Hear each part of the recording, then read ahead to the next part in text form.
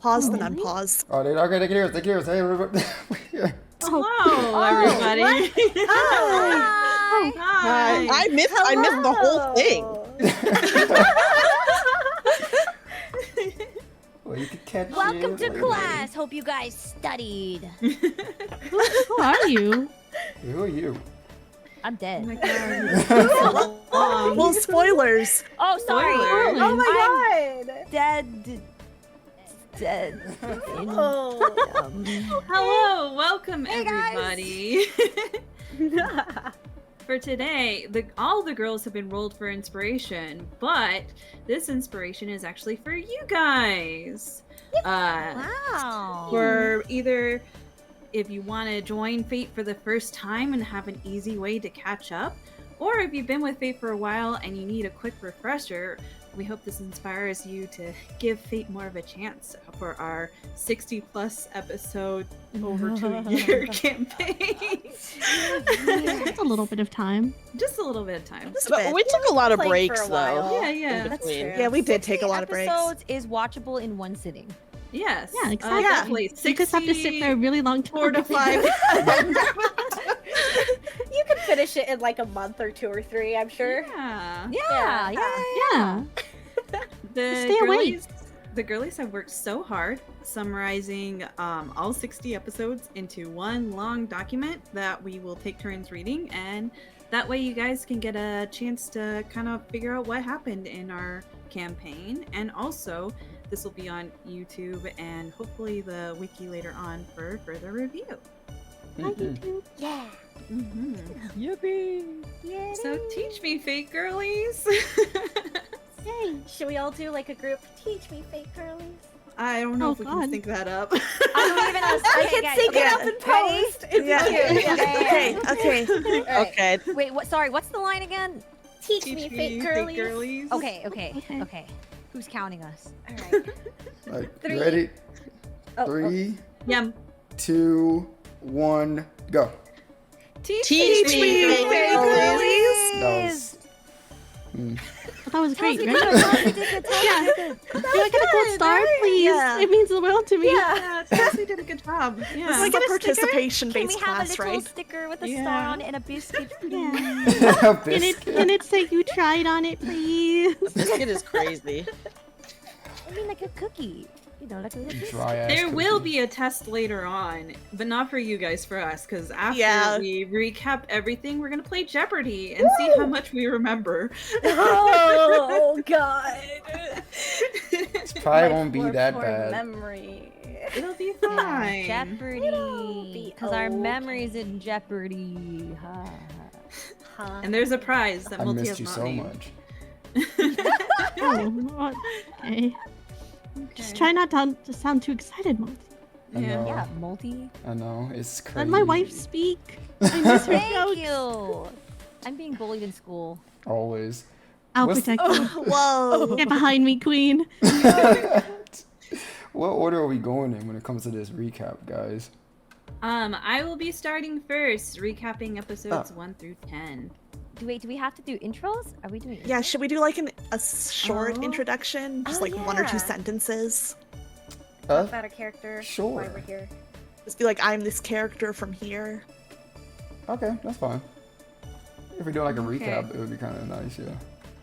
Yeah. Oh, like, are we doing like a short little like blibbit about ourselves kind of thing? Blorbit with your What? character, who your character is, yeah. Just a small It thing. is also in the beginning paragraphs. Is it, or does it just say like the names of the characters and where they're from? Do we want to add anything more to that? I guess, like, okay, I'll start. Hello, everybody. This is CaptainFreestar, who plays CaptainFreestar. Yeah! Uh, Woo! She is a soldier from the Wind Clan and owner of, spoilers, Berserker, and we'll find out more about her later. Yay! Yay! Alright, Dreamy. Okay, hi, my name is Dreamy. I play the character Dreamy. She's a cleric Yay. from the King's Clan. Yay! Oh, I gotta clap. Yeah. Oh yeah. Clap, clap, clap, clap, clap. All right. To finish off Stelly. this side. Oh wait. I'm just going in order that we're gonna read it. Ah, I see. Okay, okay. Oh, okay. Hi, Oh, guys. sorry. Oh, God. Oh, man. My voice is like, sorry, guys. Hey, guys. My name is Stelia. I play Stelia. Yay. Until I don't anymore, but, that's What? for later. And then mysterious she plays reason. that. Why would you I- say something like that? It was just like, foreshadowing. Mhm. Yeah, I've seen that. I've seen foreshadowing before. Yeah. Yeah. I'm from the Wing Clan, and my servant is. Wait, do we say our servants too? You can. I did. You don't have to. Oh, my servant is Lancer. Wahoo! Woohoo! Hey. Nothing bad ever happens to a Lancer Nope. servant. Yeah, exactly. Sorry, I just sneezed. Oh, bless you. Thank you. All right, popcorn to Iris. Popcorn. What, me? Oh no. Should be Aqua. Aqua, I Aqua, think. Aqua. Aqua. Oh, Aqua. Wait, why is Yeah. my order wrong then? Huh? I'm doing the top of the recap order. Oh, the recap order. Okay, sorry. Alright, yeah, I'm Aqua. I play Aqua Syreni in the campaign. She is the daughter of a noble house from the Rain clan, and she is the master of Saber, then Archer. Nice. Yay. Yay! Wait, Yeah. I said, where's the clap? I need the clap. Yeah. I'm working on it. I'm moving my mouse. My God. Let her work. Give her a minute. Yuzuki. Oh, hi. Hi, I'm Yuzuki Io. I play Yuzuki in the D&D campaign. She is an amnesiac that was found near the King's Clan and was raised there for a few years. And her servant is the very cool Avenger. You're so cool. Yeah. Yeah. Wow. Okay, finally, last but not least. Hi, I'm Iris playing. You can guess my character name, Iris. I am also from the Wing Clan, and my servants are Ryder. Bleh.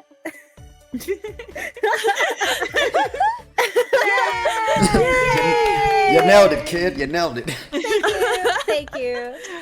We're off to a good I'm start. nervous. I don't usually do Alright. this. I start us off with Arc 1, the beginning. Are you guys ready to jump into this? I'm ready, Yeah. Freddy. Teach me, Freestar. Yeah! Teach me, Freestar. Actually, Teach me, this is please. actually I don't really know great. a thing. Alright, the campaign opens with Safar, the White Titan, raising Avalon in a sea of flame. Since then, millennia has passed, and various races have resurfaced and repopulated Avalon, with fairies being the most elusive and exclusive of all. 6 of these fairies were sent to Dream by the great magician Merlin, bidding them to help her. With a flourish of cards, the 6 summoned fae chose their servant class. Dreamy, of the King clan, leapt forward and took the ruler card first, followed by Yuzuki of the King clan picking Avenger. Aqua of the Rain clan picks Saber, and Stelia of the Wing clan takes Lancer. CaptainFreestar of the Wind clan takes Berserker, and Iris of the Wing clan takes Rider. Merlin tells the girls to find her and opens a door for them to walk through. After the girls walk through the doorway, they find themselves in the sky and begin to plummet towards the ground, saving themselves with various degrees of success. Upon landing, a white fox-like creature makes itself known and calls itself Bo, a servant to Merlin. Bo informs the girls that Merlin is trapped in her tower with a strange man and that he was thrown out to find help. The girls begin walking through the right forest where they encounter that appears to grow bread. They all grab a piece and begin to eat, but then they hear a scream as an angry Chargoyle begins to attack them, accusing them of eating his brother. The girls defeat the yeasty foe and take bread chunks of the Chargoyle as well. It's the first enemy we eat. They move on and eventually. I miss this thing. I was like, oh yeah, we did that. We really did. Sure did. I was the first one who ate it. Yeah. times. They move on and eventually reach a spiraling white tower in a field of flowers. Bose warns us that the tower is trapped and dangerous, and we enter. They encounter various prizes and traps like a dice dinner, a trapped library, and a magic hammer. The girls make it to the top floor where they find Merlin in a cage, appearing distressed, and the girls were challenged by a man in a dark cloak and a red scarf. He talked to us in a very stilted manner, reading from a script. There was something suspicious, but he goads the girls into battle. The group fights the mystery man who calls himself Emiya, and in the end, Emiya wins, but Merlin, who was disguised as foe this whole time, reveals herself to them and say it was all a test to prove that they were good enough to become masters in the upcoming war. To enter the war, they were tasked to travel to the Lake of Dreams, where they received weapons of the Knights of the Round Table from the great fairy Chastity. Following the battle, the girls were sent to Emiya's house. Exploring his house, they found photos of his parents. Oh god, he's so big. Sorry. Listen, because he's so harsh. It's because he's a special boy. It's true. Exploring his house, they found photos of his parents and 2 graves outside. The next morning, he prepares food and apologizes to Aqua for killing her dog thing Lacritra during their battle. Merlin appears to explain that the War in Avalon to be the representatives of the fairy. If the girls were to win, they would all get a wish. Merlin tells the girls that it's the ancestors' fault the blight was in the world in the first place, and suggests that one of the girls wish for the blight to be gone. Emiya echoes the sentiment, saying he will only join if the girls are on the right side. Emiya admits that he is a demi-servant, and his dad being a human Shiro, and his mother being a servant Arturia, King Arthur in her human life. Though she is not Fae, he's an Avalon for that reason. Foe joins the girls after being offered treats, and Merlin sends the girls to Lake of Dreams to meet the Fae Dragon Empress in the sky, where they are to retrieve the swords of the Round Table in order to summon their servants. Traveling to the Lake of Dreams, the girls encounter the scene of a cart cut in half. In the ruins, find a letter asking for help from Flora of Wintercrest against the raiders. The culprit of the cart massacre is found to be a giant goose that the girls kill and eat, making that 2 for 2 on enemies we kill and eat. Let's go. We were so hungry these early episodes. I don't know why. It just made sense. It was a big bird. Yeah, I don't think we came with rations, so I think we were just being survivalists. We did what we had to do. Along the road, they also find another victim of said goose, an orc named Ord. After reviving him with good berries, we learn Ord is the leader of the orcs in Grimbleheart. He has been the leader for 10 years after he killed the previous leader, his father. The girls were also told he has a servant named Lancer who told him his mind was weak and he must journey to enlightenment. His command seal had only 1 part filled in. During the journey, the girls were attacked by Muggles. They were summoned by a Nan they come to find out to be Varian, who sent them out to collect materials, which the girls, being fairies, are considered part of. Dreamy, with her charms, persuades one of the Muggles to join him, and names him Cupid. Hold on 1 second. We love Cupid in this. Oh my god, what a cool guy. Sorry. Who is this guy? I don't know. What is he doing here? Why is his ass so bubbly? We're only seeing a bust up Iris. No, but you can see it from here. Look. Yeah, you can see it. It's huge. It radiates from the image. Did you really have to you say just bubble? asked in the You say campaign to stop. She said it's bubbly.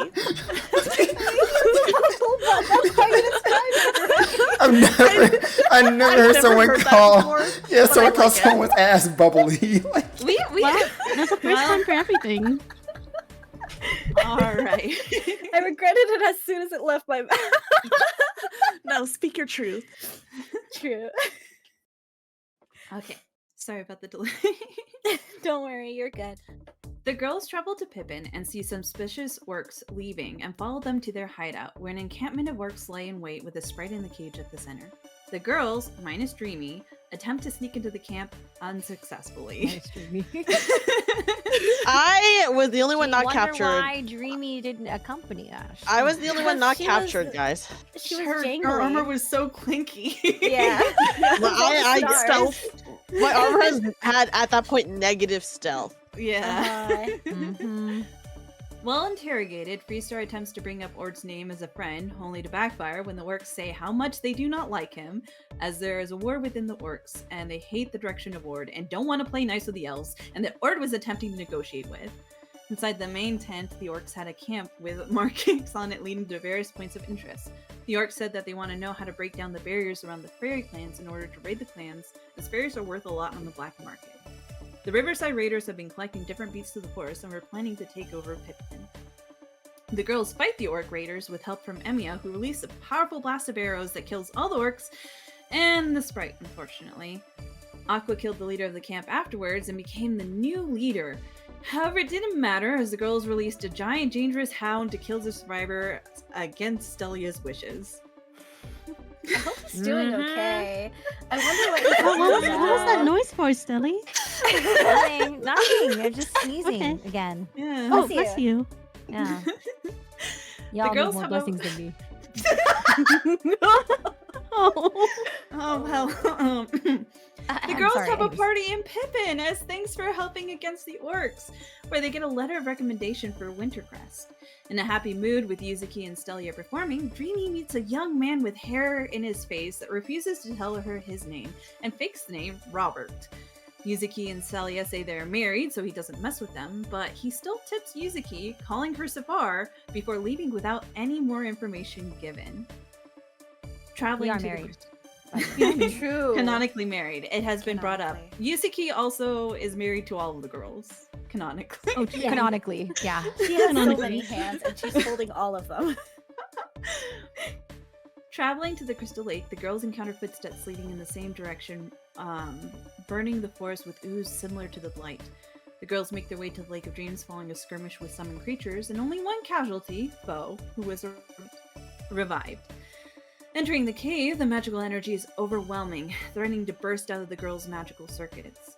Along the walls, rare ley-line crystals are embedded, and in the center, a large crystal dragon with a woman standing before it, known as Saber. The mystery man is also there, revealed to be Varian, the man who summoned the Moogles. He is not a master in the war, but managed to claim Saber before the war started, and he's only doing a job according to him. He requests to talk to Yuzuki, and after promising not to hurt her, the other girls let them go and talk. In this talk, Varian erects a barrier to avoid spying. He asks if she remembers him, as he is part of her past. Yuzuki admits that she lost her memory, and he says they will come looking. He's bound and can't talk about certain things, but if they find her, it'll be bad. As Yuzuki is important to Varian and his brother, Varian tells how close they were. Varian was supposed to take her back if he found her, but he isn't going to, due to wanting to help her out. He recommends she goes back to where she was in order not to be found, being part of this war will make it easier for her to be found. Yuzuki says she has to be a part of this war, that they would find her anyways. He promises not to fight today, but he may have to fight the girls in the future if they interfere. And he is here to kill all the great fairies in Avalon, as it's efficient for those he is working with to have them killed, and anyone who is their follower will lose their power. Yuzuki believes in her friends and wants to stay in the war. Varian also accidentally reveals that Yuzuki isn't really even a fairy, but refused to elaborate. He just wants her to be safe, alive, and well. And Yuzuki says no matter what, she wants to decide for herself and walk her own path. He warns her to avoid the Secret Order, and revealing that name causes him to fall upon his knees in pain. He covered his eye with clear blue iris that is his command seal, and he will die if they're all used up or if he tells too much information. Yuzuki promises that he will find a good wife in the future. Her name's DreamyEtude. Line. I wonder who. I wonder who. Hello, Ed. Oh, it's the foreshadowing thing. I'm just gonna say, I don't know about good, but No. No, I think what's gonna happen is he's gonna be the wife and you're gonna be like the trophy. Yeah. The other girls. Stream delay just caught up. What was that? Voltage. I had like a glimpse of the future. Did anyone else feel that? Oh my god, guys, I just got a vision. That was so crazy. Iris, this is You just guys know the show Xenoblade. That's So Raven? This is just like Xenoblade. It's just like Xenoblade. Oh my god. The visions, they won't stop. Yeah. The other girls speak to the Great Fairy and learn her name is Chastity. The Great Fairy asks the girls not to fight as they can't help as her fate is sealed. Iris lands the killing blow so that the fairy can die by friendly hands, something that definitely won't have consequences in the future. No foreshadowing there. Love. Ooh. Varian didn't care as long as the Great Fairy was dead. The girls retrieve their weapons, noting they're rusted and broken, and teleport back to Emiya's house. Merlin does a modified summoning using the weapons. Iris, with Clarent, summons Rider Gilgamesh. Aqua with... I'm so sorry, these are... Okay. Rongo-Myriad, Alter, summons Saber BB. Stelia, with the Fairy Sword Galatine, summons Lancer Ku. Kulain. I wanted to just say Ku, but Multi insisted that we had the full name. Yeah. It's because he knows everybody has a hard time saying it. full name for no reason whatsoever. Dreamy with Armandite summons Ruler Amor. Freestar with Robigus Ironside, the Red Sword, summons Berserker Florence Nightingale. And Yuzuki with Caliborn Morgan summons Avenger Alter Arthur Pendragon. Merlin lets us know that Chastity was supposed to cleanse and restore our weapons. However, since they were unable to, the girls must seek out other great fairies, and it was decided to go to Wintercrest, as they have a library to find more information. The girls get to know their servants in various ways, with Dreamy talking to Ku and Stelia getting in the way, Yuzuki and Arthur having a cooking contest, Iris receiving a flying carpet, and BB being a little too over-obsessed with Aqua. And at night, Freestar gets a sign from her bracers and investigates a giant cube that fell from the sky. Touching it, she receives a vision, seeking out Safar with a giant image of a giant creature destroying cities and the world, hearing, "The White Titan is here." The girls set about their journey, going through a white snowy forest to Wintercrest on a flying carpet. On the way, they encounter the floating lights and have a battle with giant mechanical dragons, later to be found to be sent from the goblins and Pendulum. As they continue to travel, Emiya contacts the group and warns them that he is facing a servant that they should avoid going in his directions. They ignore his warning and find him fighting against a man who's revealed to be the thunder god of Japan, Susanoo. With magic not working on him, the girls try to run away, but Freestar gets kidnapped. Instead of killing them, Susanoo is instructed by his master to bring them to Wintercrest and have a meeting with her. After another day's worth of travel, they make their way to Wintercrest and meet Susanoo's master, the leader of the city, Flora Wintercrest. Yippee! Episode 1 through 10. Wait, I gotta hold up, here. Yeah. Thank you. Yeah, that's arc 1. I just saved you 50 hours. You're welcome. Yeah, 50 hours. They have a lot of condensed hours. into 15 minutes. Yeah. That's It's pretty like good. a nice, Yeah. listen along. You know, you can Yeah. listen to it before Yeah, you no, this is sleep. really nice. Yeah. Yeah. All right. Up next, Dreamy. Okay, I will be recapping episodes 11 through 17. Okay, and we begin in Wintercrest.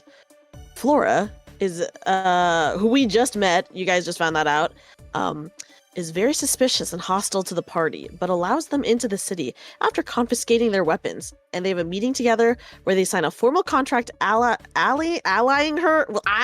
with her and Susanoo to cooperate in the war until the end, when they will fight each other for the Holy Grail. Yikes. After the meeting, Iris wild shapes and changes into a spider and sneaks into the room where Susanoo and Flora are talking and finds out Flora has much less confidence than she appeared to have during the meeting.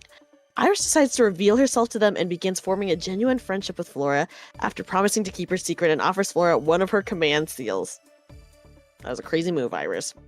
Listen, We had just forged. we literally only knew her for like not even one day. We Bro, made a good contract with her, and I That was a good immediately got contract. caught for spying on her. The least I could do was say, "I'm so fucking sorry. Here, you can have something." We got a good Anything else, Iris? Anything else? My God. The party splits up to do some shopping around the city and see more of Wintercrest. Dreamy investigates the Great Fairies in Flora's library and finds out the Great Fairies in the King's Clan are supposedly dead, quote unquote. It doesn't say that in the summary, but I'm saying it, guys. Yeah, it's true. But there may be one in the Rain Clan. Emiya buys a truly horrible pair of glasses, but also buys a normal pair at Aqua's insistence. Yuzuki buys the group many sweet treats, which are almost all eaten by Arthur. When visiting the creepy church in Wintercrest, Yuzuki passes out when attempting to cross its barrier. We meet the church's priest, Christo, who says the barrier repels evil and questions if she's really a fairy. The girls decide to take Yuzuki back to the inn, and Freestar and Florence examine her more closely. When they notice her command seals seem to be acting up, they try touching them. And Yuzuki suddenly begins acting aggressively in her sleep, even grabbing a Moor, which should not be possible. When Yuzuki wakes up, I would actually like to say that Amor is the one who wakes Yuzuki up. So it's not just that Yuzuki woke up, but I think Amor was the one who woke her up. When When Yuzuki, her command seal, yeah. when Yuzuki wakes up because of Amor, because of Amor's help, we find out that she's apparently Safar, a world-ending titan that BB was sent here to stop, but Aqua convinces her to hold back for now. Yuzuki is very upset by this information, but Arthur stays by her side, holding her hand all night to comfort and protect her. Iris argues with Gilgamesh and uses a command seal to make him be obedient to her after he attacks her. She continues to grow closer to Flora. Also, this is like, oh my god, this is like... We're like barely into the campaign, already using command seals. Yeah. He did She fire can- a ton of swords at her. But he was being mean. He's a You know, nasty guy. He was being Sometimes you just stinky, have to. okay? Yeah. Sometimes you just have to. Sometimes you just have That's to. bad. Stop it. She continues to grow closer to Flora and has a sleepover where they braid hair and finds out Flora has a disease that is similar to Iris's, which deepens their bond even further. Flora asks Iris to help investigate the situation with another city, Pulan, and that a contact from there is here in the city, but she has lost contact with her. Dreamy and Aqua go to meet Emiya at a tavern, and Dreamy spots someone watching them through a window. They pursue the man and knock him out. I know this man.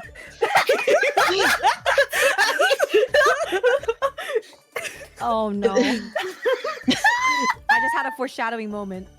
Yeah. They bring him back to the tavern, and the other girls are staying at and interrogate him. Dreamy waterboards him at a more suggestion, scared because he has a symbol on him for the church from her hometown. They find out he's from the local church and was spying on them because they're outsiders. They cast a charm on him so he won't get the party arrested and have him leave the inn. That whole sequence of events was wild. That was a Yep. fun session. We're so. I think we're better now, you know? Yeah. we got better. Well, Wait, we got actually, I don't need to better. say that. I wasn't there for that. I Yeah, Got you were better. asleep in another room. Dreamy. I think Dreamy gets better. She becomes more normal every arc. It's true. Yes. She's so normal. Talking right about now. waterboarding with Dreamy on the screen is, A+. It's really I love Dreamy. Flora's Pulan contact turns out to be dead! And we have 24 hours to investigate what happened, if we can. Flora will return Iris's command seal. We head to the church, minus Yuzuki and Emiya waiting outside, and when going downstairs to find the body, we find out that Christo is the war's assassin servant. And he's pretty cute too. And his master is another servant, a dead apostle, or vampire, who's a Lancer class named Noel, also very cute. Mhm. They trap us and Stelia gets bitten by a Lancer. She's Dun, dun, crazy. Stelia has dun, virgin dun. blood. I think that's very important to know. And an important detail: Yeah. we find out that Stelia is a virgin. Yeah. Yeah. We're really into We Stelia did. because of that virgin blood. We did. Yummy. But like that's like, but guys, that's like everyone in the campaign basically. So Well, Wow. speak for yourself. not everyone, but it is a lot of them. Listen, not anymore. True. A foreshadowing. Foreshadowing, by the way. Yeah. We buy Emiya enough time to get us help, and he blows up the church to get us out. Susanoo joins us to fight the enemy servants. Both ultimately escape, even though it looked like we were really about to get them, from what I remember. But we do wear Assassin down quite a bit. Yuzuki uses a spell called Genesis Cannon, which turns the tip of one of her fingers pale white. Noelle warns she'll be waiting for us in Pulan. We use Yuzuki's mirror to see Noelle's past and see her master, a sickly-looking high elf woman, and see that the city has been taken over by the undead. Halloween came early. Where's the high elf woman? She was pretty. She was hot. Yeah, was where's pretty. the high elf woman? Yeah. I don't even remember what she looks like. She was hot. She was hot. and evil looking. Shaking your Yes, head, huh? Keisha. Someone share the high elf. Someone share the high elf woman. We decide to. We need to get stronger with the Great Fairy's blessing and agree to go to the Rain Clan next. But first, okay, I do remember it now. We decide to have rest at the Wintercrest Hot Springs. Yeah. Hot springs. Yeah. Hot springs. Lots of boy talk happens, and we spy on the men's conversations. BB becomes upset hearing Emiya say that Aqua could be one of the girls he could be interested in, and the other girl he said was Iris, if I remember correctly. Ew. Because BB has been programmed to be in love with her master since she was summoned, but Aqua has been hesitant about it. That night at the end, Susanoo propositions Dreamy. Dreamy ultimately refuses, but does kiss him with a nat 20. Let me just say. But Freestar is hurt that Susanoo went to another woman when she felt they had been building a connection. He's just not good for that, okay, guys? Yeah. He's just fun for a night. Yeah, he's Freestar just didn't fun want to for be it. sloppy seconds, you know? That's fair. It was That's just fair. something where it was like, she was like, hey, we hung out. If you're gonna fuck somebody, why not me? Yeah, real.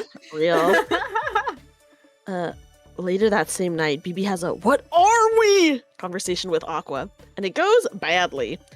BB tries to stab Aqua when she outright rejects her and attempts to withhold her powers until Emiya intervenes the next day and goads BB into trying to prove she could outdo Emiya as a servant for Aqua. Damn. BB, is she crazy? The group prepares to leave Wintercrest. Flora nervously asks Iris if girls can like girls, but Iris isn't sure. That is Did you forget? insane. Iris? That's crazy. That's literally what you said, girl. Iris, why'd you say that? Oh my god. Iris wasn't sure. I just want to say I don't think homophobia is a part of this world. No. So the fact that Iris was like, It I is a part of don't know. Iris, apparently. How did they raise you? So I the think fact what that Iris Iris literally said, I said don't was like, I don't know. I've never thought about it. Still insane. I don't Still think insane. Iris has really thought about it. To be fair, Iris hasn't thought about many things, and I didn't say it, but canonically she cannot read. Yeah, can I say we did not bring yeah. this up in the summary, but she can't read. Yeah. She's illiterate. True. Canonically, Yeah. she's very stupid. Guys, and spoiler alert, she still doesn't know how to read, I think. A We never Dreamcast saw is letters. teacher, I Yeah. think. Yeah, a little bit. It's just been a while. Dreamy remembers that Susanoo is technically married and decides she's definitely not long-term interested in him, but does kiss him goodbye. Everyone feels awkward about being near this. It's because everyone feels awkward because most of the group is virgins, guys. They do not know how to act You in were the face making of... out with him in the middle of the group. They do not... we were just like, like, They do not Yeah. have to react. Goodbye, and then pointed moment. at characters, and we were all like, "What?" They don't, guys. They do not know how to react in the face of true Riz. What's that, Riz? Finish your lines, Dreamy. They say goodbye and leave the city to head towards the Rain Clan. Yay! That was crazy, dude. Yep. That That's was only like seven. hard. That's only 17 sessions so far. Yeah. You know what's crazy? What's Stelly crazy? is up next. That's crazy! Guys, hi, it's me, Stelia. I'm recapping Arc 3 from session 18 to 27. Wow. Sugoi na. Alright. Oh, do I just go? Yeah, just Okay. go for it if you're ready. Yeah. Okay. So, Freestar talked to her great fairy, Redonia, and we learned that Redonia is the ancestor of the King Clan. Ooh. Great Fairy told her, I will help you out and make her more compatible with her servant and her servant's powers. So, Redonia restored Freestar's bracers. Redonia also warns Freestar about the Rain Clan and suspicious activity taking place there having to do with another great fairy, Zamira.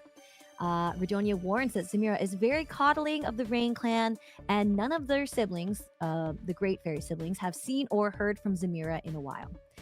We also learned that the Great Fairies are quite upset with Iris for killing a Great Fairy, and Redonia also gave Freestar some messages to pass on to other people.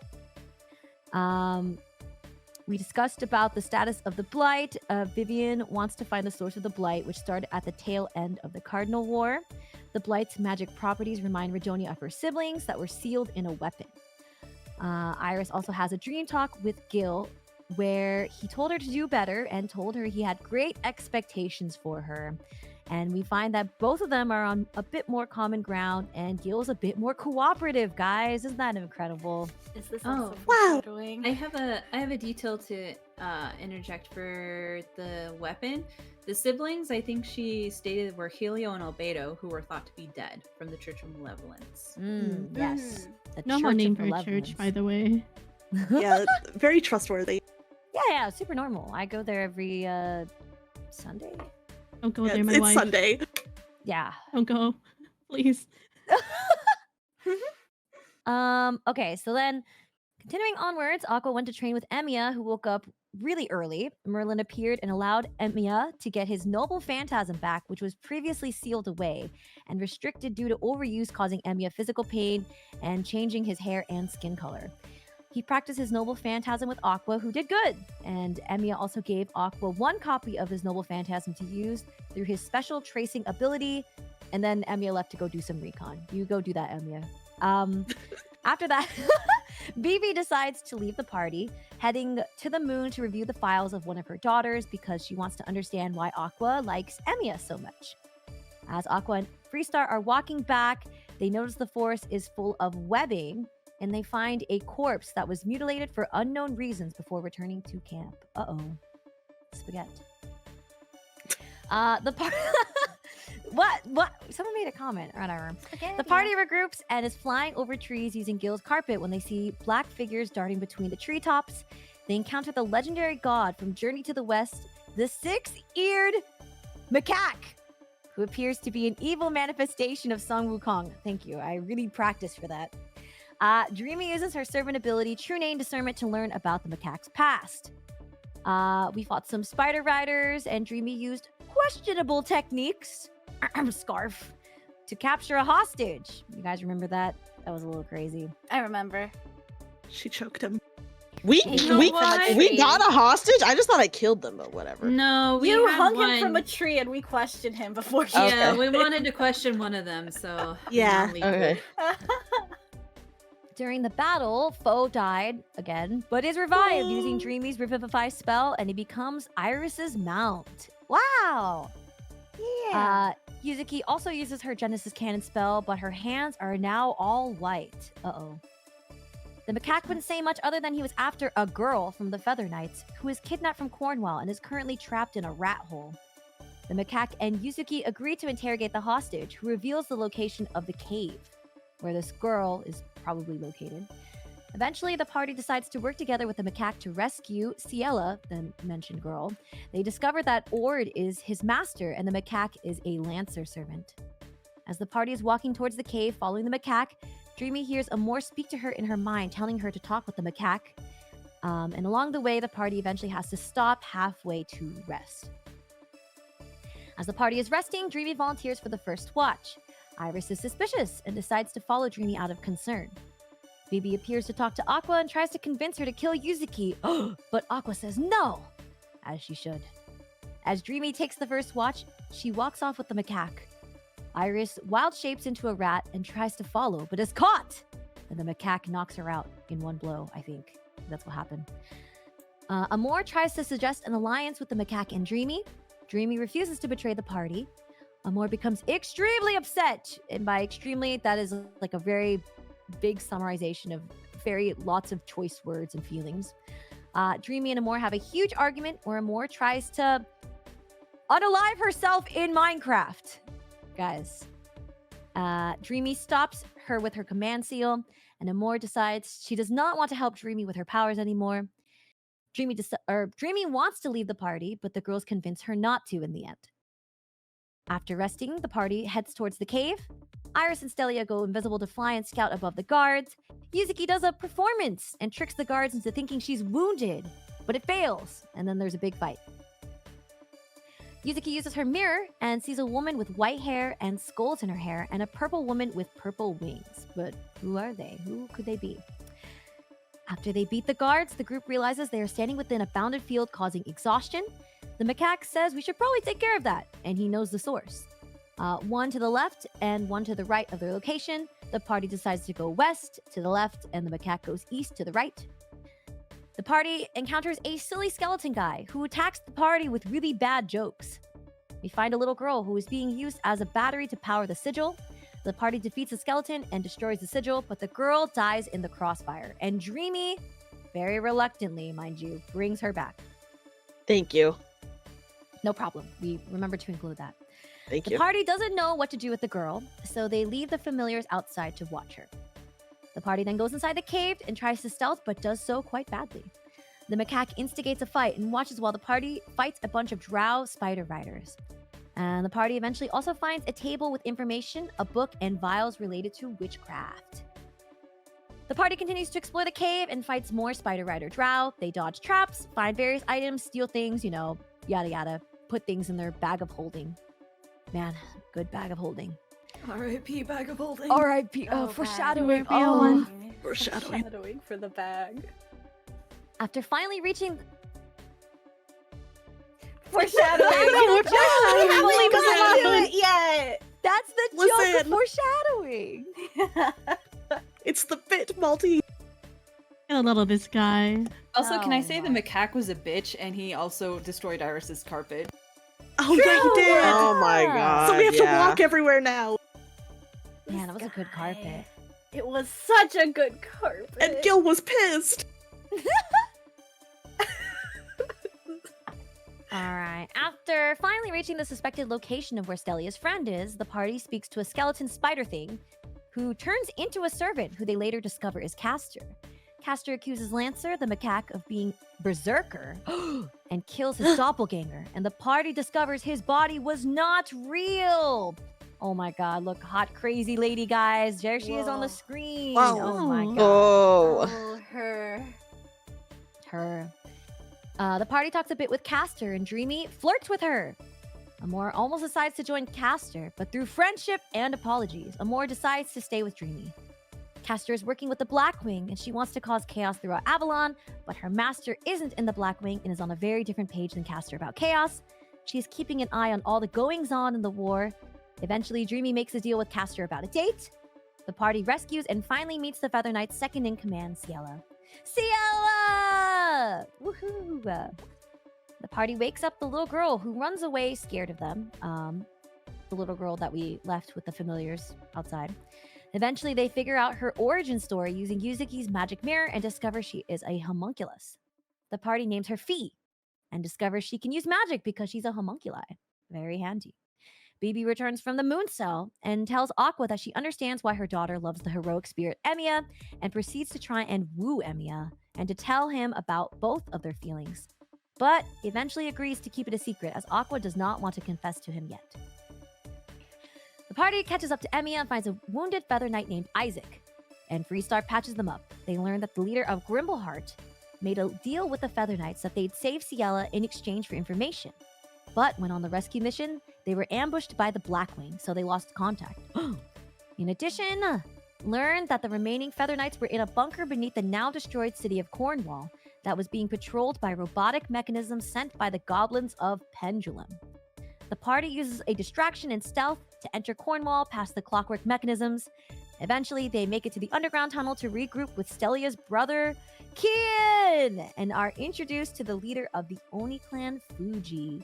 Oh my god, it's Kian! Woo! It's Kian. Oh, what a Low cool key, I guy. kind of miss Isaac. Oh yes. I know. He Bring had back something Isaac. with Freestar. I swear, there was something there. She felt for him because she also cut off someone's hand. I think she admitted that to Yeah. Yuzuki. Yeah. Did Freestar have a thing with Isaac? No, she was just more so like I said, connecting with him because she's like, oh, Yeah, like man. empathizing, Yeah, right? yeah. Okay. Yeah. Mm-hmm. Nothing like two soldiers bonding over the wounds of war. Yeah, but she Oh. also used that to bond with Kian. That's true. It's the multi-target attack. Well, foreshadowing, guys. That's right. Foreshadowing. Isaac's cool, man. Look Yeah, at we him. have a photo of Yeah. Isaac. Yeah. All right, so Fuji wishes to speak to the party. The party attempts to leave, but Kian demands that Freestar depart instead because she is the most capable. They persuade him to allow them through, But Kian prevents Stelia and Iris from passing. How could he? Stelia and Kian argue until Lancer emerges to defend Stelia, and she continues to complain about Kian's overprotective nature despite being absent from her life for years. Yeah, how could he? Oh my god. Kian becomes agitated, but Ciela intervenes and urges him to let Stelia and Iris go. Kian reluctantly agrees, but goes away without saying anything. Guys, I think he's mad. Just a hunch, though. I think he might be a little umpy. Yeah, he's a little umpy. Yeah, it happens. In negotiations with Fuji, she explains that the people of Grimbleheart, who are made up of 3 distinct races, Oni, Orcs, and Ogres, each with its own leader, all despise elves and vice versa. However, she is willing to collaborate with the elves in the war to eventually eliminate the orcs and ogres.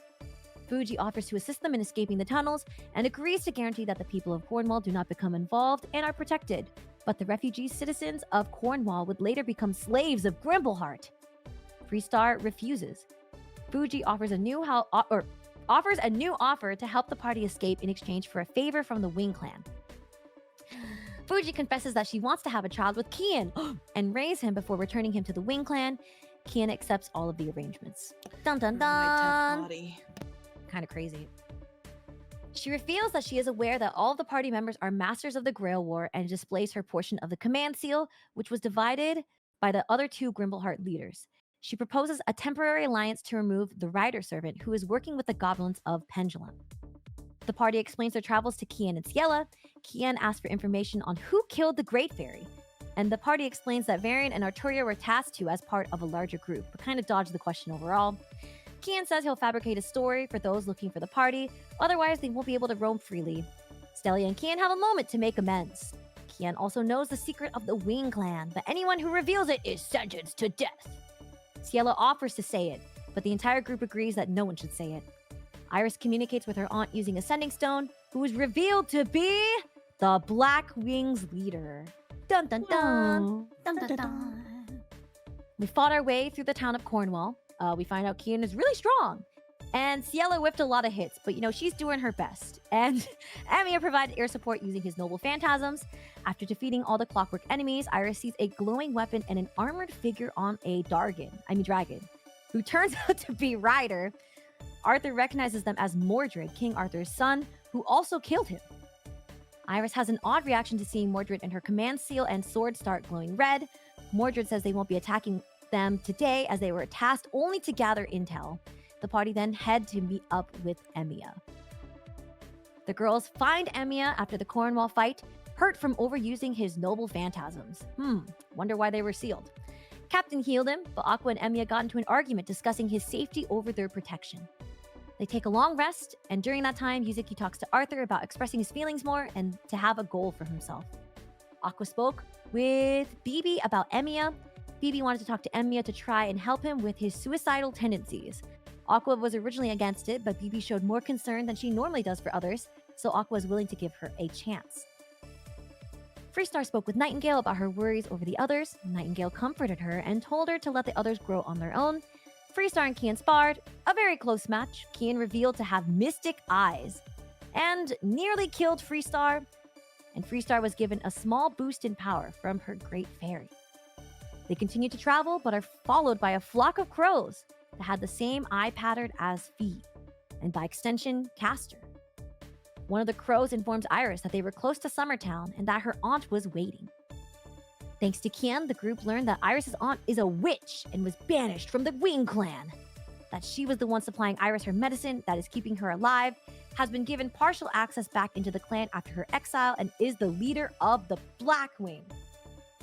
Surprisingly, emotionally invested, Kian wants to go alone with Iris, but the group refuses, and they decide to go as a group. When reaching the entrance of Summertown, the group was attacked by Castor disguised as one of the crows and gave them a warning not to follow Iris as she entered. Iris enters Summertown that is infested with the undead, but they don't attack her. Instead, they lead her to the town's church, and once inside, Iris meets her aunt. Dun dun dun. Dolly Parton. Evil Dolly Parton. Evil Dolly Parton. Auntie! Everyone loves Auntie, right? Iris love my really auntie. saw this and was like, my aunt is a good person. Like, She's a good person. No, I don't know. also She's forget not that evil. What? Stelia had this moment where she's like, yeah, the Blackwing killed her mom. And then Iris was like, that sucks. That sucks. That's real funny. That's crazy. Anyway, Do you want a cookie? foreshadowing. They might have Take this something cookie, in by the common way. later on. Yeah. Tee. Iris and Stelia are more similar than they think. Oh boy. Yeah. All right. Iris spoke to her aunt with details that were not disclosed to the entire party. Iris tells the group that her aunt wanted to share with them a few things. Oh, after she comes back from speaking with her aunt, including 1, giving them cookies, which nobody ate. 2, reassuring the party that she is not evil and only trying to help her niece and is only quote unquote evil for her own survivability. Yes. Kian does not believe her. Girls are all confused and also don't know what to do. Kian gives Iris an ultimatum where she chooses us or her aunt. And if Iris picks her aunt, Kian will arrest her. Yep. The girls all spoke to each other, and a lot of feelings were shared during the upcoming Night Watch. Stelia gets comforted by Lancer in a really awkward way about her feelings that she's really awkward about. We also learned the secret of the Wing Clan. The Wing Clan stole land from a different race of people. This is also very important, by the way, guys. The Wing Clan stole land from a different race of people and eradicated them when they arrived to Avalon. They own a powerful relic called the Phantasmal Gem, which is on the same level of power as the Holy Grail from the war.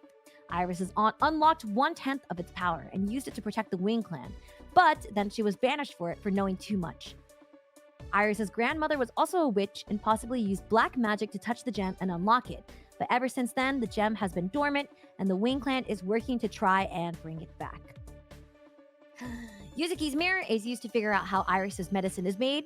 They receive a vision of Iris's aunt making the medicine using the powder the party saw in the Drow caves, along with Castor's voice warning them about the Archangel, aka Kian. Iris's aunt says she has no fear of Kian since they can take care of him if he causes any trouble, and she also has no interest in the failed experiment homunculus, despite the homunculus having strong enough magical circuits to have a servant. Stelia casts Identify, the Identify spell, and learns that the sparkle dust from the cave is pixie dust. Aqua and Emiya reconcile and talk about their feelings about the future. She shares she has a fiancé, the son of a councilman from the King's Clan who she's never met, which is why she ran away from the Rain Clan in the first place. Bibi appears and Aqua ends up rejecting her, but Bibi is still determined. Bibi wants to speak with Emiya and finds out he's thinking of a way to join the girls in the Rain Clan. Iris and Emiya talk. Iris's aunt wants Emiya to try an experimental drug for Iris's condition because he's human, and humans were the ancestors of fairies, guys. Iris. Yeah, woo, mysterious experimental drugs. I trust and love my auntie so much. You guys, Yeah. she's really cool. She has my best interest. Evil Dolly Parton is trying to give Emiya drugs, guys, by the way. I would accept Stay away drugs from from him. Dolly Parton. I don't know about you. You forgot the part where she's evil. You forgot the adjective before the Dolly Parton. You also forget the part where she said to spike his food with it. Yeah. I was like, no, I'll just ask him if he wants to. We'll do this Oh, ethically. God. And he took it anyway. I know, but I feel like I it should be a wonder red why. flag that she said don't tell him. Gee, I wonder why the suicidal hero of justice took the medication. Man, I When you don't really know. played up that, like, I'm dying. I'm dying, and this is the only way to save me. Hey, Emiya, will you donate your body to science? Oh, people say yes. All right. Iris has 2 vials, 1 black and 1 red, and assures there will be no side effects. Don't worry. And Emiya takes the drugs, as he probably would do. Or he did, I guess. Iris also finds out Aqua's getting married after hearing it from Emiya and wakes everyone up to inform them and question Aqua. They find out the fiance's name is Sterling. That guy. And Dreamy and Yuzuki know of him. They also find out Emiya's name is just a title used for safety reasons, which is why his name's always capitalized everywhere. Finally, the party travels and eventually makes it 1 day away from the Rain Clan. As the party gets closer, they pick up a familiar scent. Getting closer, they see Artoria's footprints. They reach the edge of a huge lake and see several Rain Clan soldiers. Dun dun dun! Dun, dun, dun, dun. Yippee! And that's my summary part. I just Whoa. need to do Now we're here. The- The 50% or more summers of your are car getting insurance. very long now. Yeah. A lot starts happening. A lot It's starts almost- happening. It's almost like the sessions started getting longer and longer. That's true. Yeah. Remember when we had 2-hour sessions, guys? That was Oh crazy. yeah, I do crazy. because the summary paragraph was like freaking so short, and then the 5-hour sessions, and then remember when we had to do freaking 1 minute summaries to summarize 5 Yeah. hours? I went back to Crazy. like the summaries to do this recap, and it was like, okay, you have 1 minute. I'm like, oh god, how did we? I got really fast. It was I got really good at it. Yeah. All right, popcorn Aqua. to Aqua. Wait, but we need to applaud Stelia. Oh yeah. Oh, yeah. Maybe applause. Yay. Yeah. Thank you. Okay, Sorry, there we I go. have to It's soundboard important. myself. Okay. It's important. You can't be left out. All right, so Sorry. Wow. I was like, Aggressive. No, the cricket was supposed to be for me, not for Aqua. Please understand. Oh, I'm gonna explode myself, BRB. oh my. Okay, bye. I'm gonna mute. I don't. Fine, okay. it's fine. Sorry. Okay, Aqua, take it away. Teach us. Okay, I'm going to be covering sessions 28 to 40 for this arc. So, at this point, the party meets Aqua's younger brother, a royal knight named Delta, outside of the Rain Clan. They help him fight off a big monster summoned by Varian, and Yuzuki and Freestar find evidence of Artoria being outside of the city. Aqua also feels bad for Iris and eats one of the cookies from her aunt. They also debate on if they should bring Emiya into the city, as he would need to apparently make a master-servant pact with a fairy to get past the barriers around a fairy city. In the end, they decide that they're going to make Aqua his new master. Kian promises he's going to try and get the group a meeting with the council of the clan, while Delta hides the party to keep us on the down low. And everybody enters the Shimmering City, which is located in a bubble at the bottom of Avalon's Lake. So the party and Delta drink at a seedy tavern that night, and the rest of the girls try to goad Emiya and Aqua into progressing their relationship with a bet that results in Emiya and Aqua sharing a bed alone in an inn-room. The two discuss their feelings further, and they promise not to become close to anyone else, and for Aqua to not get married.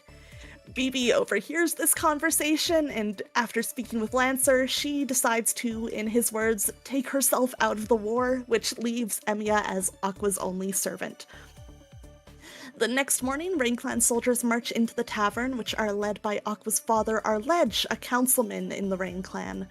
Finding Aqua sharing a bed with an unknown man, her father attacks Emiya and forces Aqua to leave with him alone. So the remaining party basically decides to try and learn a bit more about the city and the council to deal with this whole situation, deciding that it's too risky to try and retrieve Aqua before they know more, as that could also risk their chance to find Zamira here. They investigate the city's slums and the black market, where Yuzuki lets slip to Arthur that a female version of himself exists in this world and that Emiya is her son. Arthur and Emiya argue about whether Emiya is a worthy heir to the Pendragon name, which escalates, and Emiya uses a noble phantasm that creates a reality marble of Camelot, where Arthur cannot wield Excalibur, but Emiya can as the true heir. Arthur crashes out really hard about this, and Emiya's left physically exhausted by the use of his noble phantasm. Meanwhile, Aqua arrives back at her family's estate, where she's slut-shamed by both her father and her older sister Ginevra, both for disappearing before her wedding and for having supposed relations with another man while she is engaged. Pretty much the only person who's like kind of nice to her at this time and like greets her warmly is her maid, Nerissa. Aqua's told by Arledge that she's not needed by the party, and she has to stay home and be the ideal fiancée and wife, and she's gonna have to spend time with Sterling because he's actually in the city, you know, since she disappeared and everything.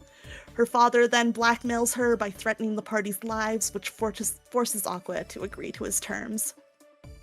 She meets Sterling, who turns out to be a Shinji face, which sucks for me. He reveals that he's critical of both the Rain Clan and the King's clans, and he wants to expose their secrets and crimes, and he wants Aqua's support in doing so. And so to try and prove his worth and his trustworthiness, he asks Aqua to send his personal knight, Sir Cote Vaughn, to the party to assist them. Sterling also invites Aqua on a date to the city's opera house, to which she agrees, fearful of what would happen to her friends if her father discovers she declined Sterling in any way. Aqua also, on this outing, collapses when Emiya uses his noble phantasm because she can't bear the drain on her magic that it takes while still exhausted from her new pact with him. The party returns to the tavern, and they find Kote there, whom Dreamy actually recognizes as a knight who was taken in by her uncle Sarek, the head priest of the King's Clan. Dreamy also notices that her command seals hurt whenever she's near Kote, but she's not really sure why. Stelia also uses sending to arrange a private meeting for the next day between Freestar and Kian, and she's really hoping that it's going to turn into a date. After that, the tavern is attacked by an organized crime syndicate from the Rain Clan, but the fight does de-escalate when their leader, an elderly former council member named Doris, arrives and agrees to help the party and gives them information on the council and Zamira as long as they perform a job for him at the opera house. That night, Yuzuki awakens from a dream about Arthur's death in his human life. They discuss their feelings about their lives in the war, and Arthur questions Yuzuki's view of herself as a monster who should be cut down. Eventually, Yuzuki tearfully admits to Arthur that even if it's dangerous, she does want to live, which is a sentiment that he expresses approval of. Once he recovers from his own fatigue, Emiya awakens in the middle of the night in the inn and asks Kote to help him see Aqua. Kote points Emiya in the direction of the Syreni estate, but he refuses to help any further, so Emiya departs on his own without telling anybody else. The next morning, the inn is visited by Kian, who speaks with Freestar. They discuss their shared feelings on the importance of their duty as soldiers, but Freestar does suggest to him that it could be worth it to explore other important things in life as well. Their conversation is cut short by sirens, which echo around the town, due to the barriers between the wealthy and non-wealthy districts of the city being suddenly lowered. The party takes advantage of the chaos in the city to investigate more, and they actually spot the one who lowered the barriers to begin with being arrested. And it's Varian, who is going along with his arrest totally willingly, like, oh man, you guys caught me, that's crazy, how could this happen? Same day, Aqua also awakens from those sirens, and she finds that her home and her guards are being attacked by possessed armor, which has overtaken several of the soldiers, and she runs into Emiya, who's disguised himself as a guard in her home, and they work together to clear them out. She also has a heart-to-heart with Ginevra, where the two sisters admit that they are jealous of each other, and Aqua encourages Ginevra to think that there could be a future where both of them could get what they want, so long as they do their best to find it. After everything's kind of sorted and things have calmed down around the house, Aqua takes the still disguised Emiya to her room, and they have a heart-to-heart about their feelings for one another, the guilt Aqua feels over BB taking herself out, and Emiya's frustration with himself as he actually made a deal with Varian to help him get past the barriers in return for getting a certain magic book from the Syreni estate, and how he feels he's continually making mistakes. Aqua reassures him that he can change if he wants to, and she'll stay beside him. Then Ginevra bursts into the room after listening through the door and tells Aqua that Sterling is waiting right outside. They hide Emiya in her closet and let Sterling in, accompanied by Nerissa, who's actually been behaving almost like an automated machine since the alarms went off. While questioning Nerissa, they actually find out that she is Aqua and Delta's biological mother, who was forced to bear children by our ledge due to her strong magical powers after Ginevra, the only true daughter of his wife, was born magicless. Sterling suggests that the group investigate a secret treasury belonging to the Rain Clan that Nerissa told him about. They head there, with Emiya secretly following from a distance.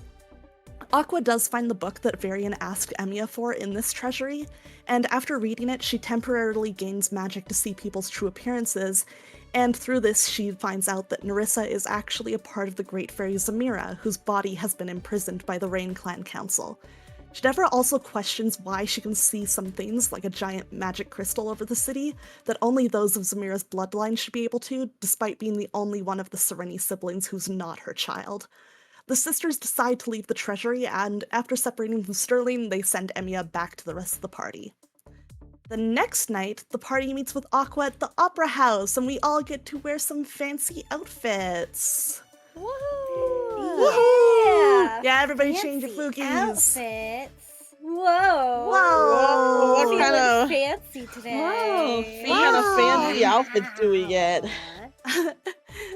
I think they're all pretty. That was weird wording. Pretty. They are really pretty. Yeah. So yeah, we all meet at the Opera House to investigate a series of threats and attacks connected to a phantom of the Opera House, as per their deal with Doris, while Ginevra works on distracting Sterling for us. Dreamy and Iris find a secret passage in one booth that leads underground, while Aqua and Emiya speak to the performers. The lead singer tells them that the Phantom has convinced her that she is Zamira's reincarnation, and that the show tonight is part of a ceremony of some kind. Before heading back to the group, Aqua and Emiya have one more conversation affirming their feelings for one another and in a kiss, promising to leave the city together regardless of their family once they save Zamira. Freestar speaks with Kian and convinces him to stay at the Opera House for just one drink before he returns to work, and they meet up with Yuzuki, Stelia, Ginevra, and Sterling in the entertainment room. Artoria's also there, but she hasn't noticed them. The group plays a game of poker together and has to pull from a magic tarot deck when they lose a round. Freestar pulls a death card that prompts her to think of someone she distrusts, and she thinks of Varian. As soon as this happens, Artoria collapses in pain and begins spreading blight all around herself. The card dealer reveals that his name is Saros and that he's part of the Blackwings. He approaches Artoria, offering to make a pact with her so that she doesn't disappear now that Varian is dead. The girls attempt to intervene, only to have Kian shield Iris from an attack. He does manage to cut off Artoria's right arm, but he is cut down by her sword in return. Artoria and the card— I know! Rip to a real one. Artoria and the card dealer declare that they will carry on the show and order that no one leave the Opera House. Stelia bids a tearful farewell to her older brother and takes his sword with her, promising to get revenge while blight begins to spread across the room from the wounds on Kian's body. The group reconvenes and decides that, though it's dangerous, they do need to stop the ceremony as it is a test to summon a beast servant named Tiamat that the council is later planning to repeat with Zamira as the vessel, and Stelia and Freestar want to make sure that they avenge Kian.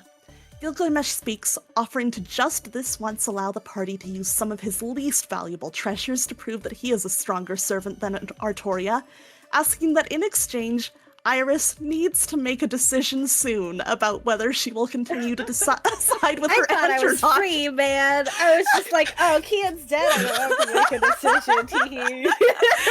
Gilgamesh said no, make a choice. And Iris agrees to this term, so he allows them into the vault. While there, Yuzuki checks her magic mirror to see Varian's past now that he's dead. She discovers that he helped care for and raise her when she was born, but at the end, she discovers Varian has been revived by Aqua's father, as he's apparently still of use to them. Her mirror then shows a shadowy figure and suddenly cracks. She sees that Arthur now looks different, because another adventure servant, the evil of all humanity, Angra Mainyu, has realized that he can periodically possess him.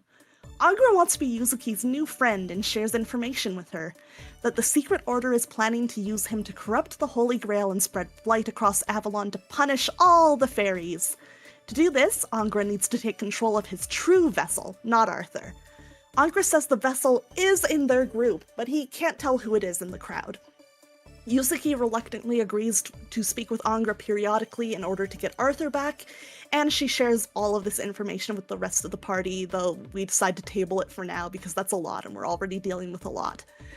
The party fights Saros and Artoria, and it's a really intense battle that takes like 2 sessions, and towards the end, only Artoria is left standing of her group. She attempts to use her noble phantasm to wipe everyone else out, and Stelia does a really cool beam clash attack, and she uses all of her command seals to use a fully powered I don't know how to say it. Gaebulg against Excalibur. Gaebulg. Gaebulg. I saw it and I was like, shit, I don't know how to say it aloud. True, me neither, dude. Yeah. Artoria loses the clash and is defeated, but Stelia's killed in the process as well. Oh, Bye, guys. man. Bye, Stelia. Yeah, I Bye, cried for real guys. during that session. Oh, it was so Oh. terrible.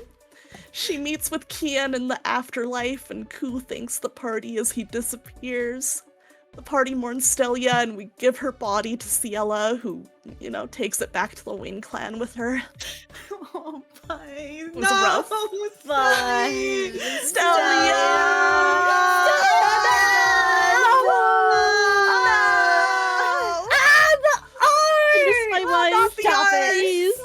it her right back. She's now. making this painful. Fucking removing Stelia from the screen and then showing the art. That's crazy. I'm dead, guys. No, come back. You guys should listen to that cover wherever it went. I forget. Yeah. I wish Yeah. we could still have Stelia on the screen, but Yeah. with X's over her eyes. Oh, And we made her like wow. partially transparent again, like at the end of that Oh, yeah. section. yeah. Yeah. Just make me Yeah, a lower Yeah. her opacity. little ghosty. Yeah, She truly became an angel in the sky. she did. Now she's delivering mail in heaven. Man, Good the for 9 Angel. to 5 grind doesn't stop even when Yeah. you're dead. That They sucks. gave Yeah. her deliver angel and they said bet. Okay. So sorry I died. Miss you so much. Miss you so much. All right, the party takes Aqua with them to hide for a week with Doris's help as turmoil takes over the city. They learn that the ceremony to use Zamira to summon Tiamat will be occurring soon, and so they make plans to fight the Rain Clan Council. Aqua also questions Doris on her family's history and learns that her birth was the result of unconsensual incest, as Zamira is also her father's mother, which makes him both her father and her half-brother. And this disgusts Aqua so much that she has to leave the room. During this time, tensions between Amor, Arthur, Dreamy, and Yuzuki also intensify, as Amor continues to vocalize her hatred of Yuzuki and the belief that she is a monster, as well as being uncomfortable with Arthur periodically housing Angra Mainyu. She reveals that the person actually in control of her body is the vessel Karen, not the servant Amor, and that she once had a romantic relationship with Angra and knows how dangerous he can be. The group storms the Syreni estate and finds that Sterling has taken over the house under Arletch's instructions, and that he has been driven mad by the magic book which Aqua found before. The party defeats him and frees Ginevra and Nerissa, and they take Nerissa with them to Zamira's domain, where the council is preparing their ceremony, using Vivarian as one of their sources of magical power. They defeat the council, who can all transform into dragons because they all either drank Zamira's blood, or, in Aqua's father's case, because he's related to her. Aqua lands the final blow on her father, and Nerissa reunites with her body to become Zamira once again. Iris also collapses in pain after the fight as her illness is becoming stronger and a flower sprouts out of her left eye as she passes out. Zamira says she wants to reward the party and takes Freestar to the Opera House, where she revives Kian in perfect health, which is also breaking a major taboo of the Great Fairies. The party returns to the Syreni estate to rest. When Iris awakens, she's lost the majority of her memories, only having vague feelings about who the people around her are. Zamira prepares to restore the party's weapons for them when Kote cuts in and reveals that he's a member of the Secret Order who was sent here to kill her, and that he's a demi-servant. Boo! Kote,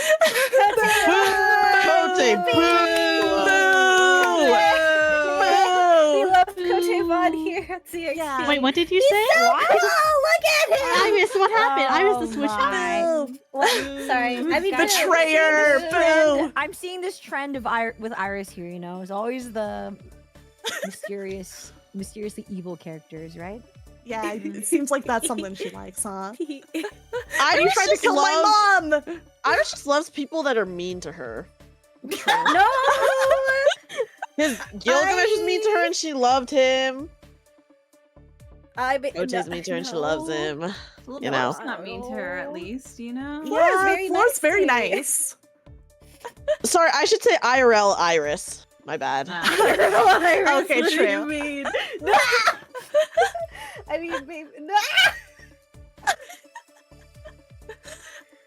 But yeah, Kote betrays us and he stabs my mom and he reveals he's part of the Secret Order and that he's a demi-servant connected to the Berserker Lancelot. Zamira summons Redonia for help during the fight, and in the end they manage to take down Kote. Dreamy cuts off his head and puts it into a jar, wanting to use it as a trophy when she confronts her uncle for being part of the Secret Order. So normal. Normal. That's normal. She's getting more and more normal after this, guys. She keeps getting more normal, I promise. She does. She does. Yeah. It's true. So, after breaking multiple taboos, Zamira is forced to depart by Redonia for breaking all those laws, and she needs to be punished by Vivian. Before she departs, she hands Emiya something and also bids farewell to Aqua. Emiya is then mentally spoken to by Merlin, who calls them to the surface of the lake outside the city. The party heads there, and Merlin cuts Fi's connection to Castor, revealing that the young homunculus had been used to spy on the party, and revives her as another demi-servant like the other girls. Her servant is a Castor form of BB, who reveals that she didn't kill herself, she just returned to the moon. But she got bored and decided to come back. She's so funny for that. I know. The funny thing is, in context, she was gone for like maybe a week and a half, 2 weeks, before she was like, actually, I'm bored. Yeah, I can see that. Yeah, it's funny. Yeah. She also warns that with Yuzuki being in Avalon, as well as Angra Mainyu, the Counterforce has sent multiple Counter-Guardians to track them down. Merlin also takes Stelia's weapon that was used to summon Ku originally and says she needs it to prepare to summon a new servant to add a new member to the party. We also got new outfits. Yeah, oh yes, we get new outfits for the next arc. The next Ooh. arc. Yay! Whoa. Whoa. Oh, wait. Look at all of us. Hold on. Great job. Good job, Aqua. That was so good. It was I a lot. tried. It was a lot. There's a lot in that arc. A lot happened. It was a lot. I'm so big on the street. Yeah. Yeah. It's because your PNG isn't as tall as the others since you're doing the little Yeah. jumpy Oh, pose. BB. True. BB. I think it's also because Phoebe. like your opera outfit was like a lower res. It was really kind of Yeah. small, yeah. Mhm. Oh, my daughter. Fee! There she is! I love her. Yeah, we're not done yet, though, everyone. There's still more. There's There's still more. More. There's still more. Yeah, but There's wait. more. There's more. Next God. up is Yuzuki. Oh, it's me. Hi, it's me, Yuzuki. We're gonna cover episodes 41 to 45, which doesn't sound like a lot, but you'd be surprised. A lot happened! A lot happens. Alright, so we will start off. Rain Clan citizens are taken to the sleeping sanctuary as refugees, but many succumb to mana sickness from the intensity of the area. Nightingale is unable to find a cure for Iris, who contacts her aunt. And Wisteria sets up a meeting to give Iris more medicine, as she does not want to give out the recipe to Nightingale. Emiya questions Varian on Artoria. It turns out that the Secret Order had captured an injured, blighted Artoria, and Varian was made to be her master due to his failed caretaking of Yuzuki. Varian was unsure if she could be purified at all, because she was consumed to the point where not much of her original self remained. Varian's new fit. Dreamy speaks with Delta about love, and she confesses that she likes him, giving him a kiss. And Delta is left absolutely stunned. Freestar checks in with Kien, who doesn't want to return to the Wing Clan, and announce that he is alive just yet. But thoughts of Kote are haunting Fee, causing her to have nightmares. But finding out that Fee is unsure of her true age, Iris suggests that they throw Fee a birthday party to cheer her up. Yuzuki speaks with Varian, who's not really sure what to make of Yuzuki's skin condition. He tells Yuzuki that he is better off not remembering her past, as she was a mistreated slave with no rights. He shows him a love letter that was found on her person, near the King's Glen, and he confirms that it is from his deceased brother Pyrrha. Ginevra questions what has Delta so shaken, and he's concerned with Dreamy's feelings for him, as well as the news that Aqua is dating Emiya. The two are made to affirm their relationship in front of everyone. And Ginevra also found a journal from her father, which hints that the relationship between the King's Clan and the Rain Clan wasn't as smooth as it seemed, and the King's Clan was asking for a protection fee from the Blight. And the Rain Clan still owes them payment. That's so scary. We haven't seen anything about that yet. Next session! The group holds a birthday party for Fee. Gilgamesh turns it into a competition over who can make the best cake. Him versus Arthur and Emiya. Arthur offers to work with Emiya as he'd rather not lose to Gil, and Arthur reveals that his true name is actually Arthur Pendragon. Ultimately, Fee doesn't have a preference for either cake, and Varian is dragged to the party by Dreamy. Freestar apologizes for killing him, and he accepts. He also assists Aqua with resummoning La Creatura. He speaks with Yuzuki, who's oblivious of Arthur's feelings towards her. He and Dreamy convince her to go to a separate room, and they'll send Arthur there so she can question him herself. The group watches as she confesses her feelings. Arthur worries knowing that he'll disappear after the war, and senses Yuzuki's unease with how he treats the rest of the party. Emiya reminds him of his failures with Mordred, and he's afraid to get close. She reassures him of her feelings and agrees to help him where she can. He confesses that he felt the same, and then the two kiss. The group then leaves the Ring Clan, but as they do, they hear a cry for help from a man and a woman being chased by a candy dragon. The dragons quickly brought down, and the pair introduce themselves as Mari! Woo! Hold on. Yay, Mari! She's here, guys. Konnichiwa! Hi, guys. Oh man, Loki, I want to hear the old Mari voice. No. Yeah, I think that's too much work. Yeah, sorry, guys. I was just really shy. Yeah. Yeah. Happens. Yeah. Yeah. Don't worry about it. Anyways, that's why we're here for the summary, so you don't have to go back and rewatch those. Smile. True. So we have Mari from the Earth Clan, and we have her servant Saber, whose true name is Richard. They're the new master and servant pair sent to us by Merlin. Yippee! Yeah. But unfortunately, Dreamy's highly suspicious of the two. Amor points out that Mari does not look like a typical Earth Clan citizen. Mari admits that she joined the war because she was asked, but she wasn't thinking about a wish at all. She worships the great fairy Uther, who called her the Chosen One. We run into a man named Jiggy. Sorry.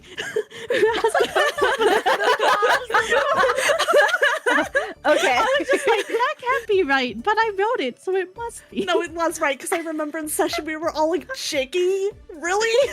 Dude, I forgot about Jiggy. I think he was trying to relate him to Iggy, which was the goblin in Oh, in Winter True. Class. Mhm. Yeah. Ah. 'cause Well, we he have- has a yeah. he has a cart filled with refugees from the now fallen pendulum. Freestar senses that there's a servant within the cart, and upon hearing that it's Mordred, Emiya shoots the carriage, threatening them. Mordred appears and explains that they and their master, a young goblin girl named Mistress, fully intend to retire from the war. They offer to be allies so long as we can secure their safe passage to Wintercrest, so we accept. We arrive at Wisteria's manor to pick up Iris's medicine, but she wishes to speak to Iris alone. Iris introduces Gil to her. He mourns their strained relationship and his loss of power due to her condition, but happily, Wisteria offers to be his master instead.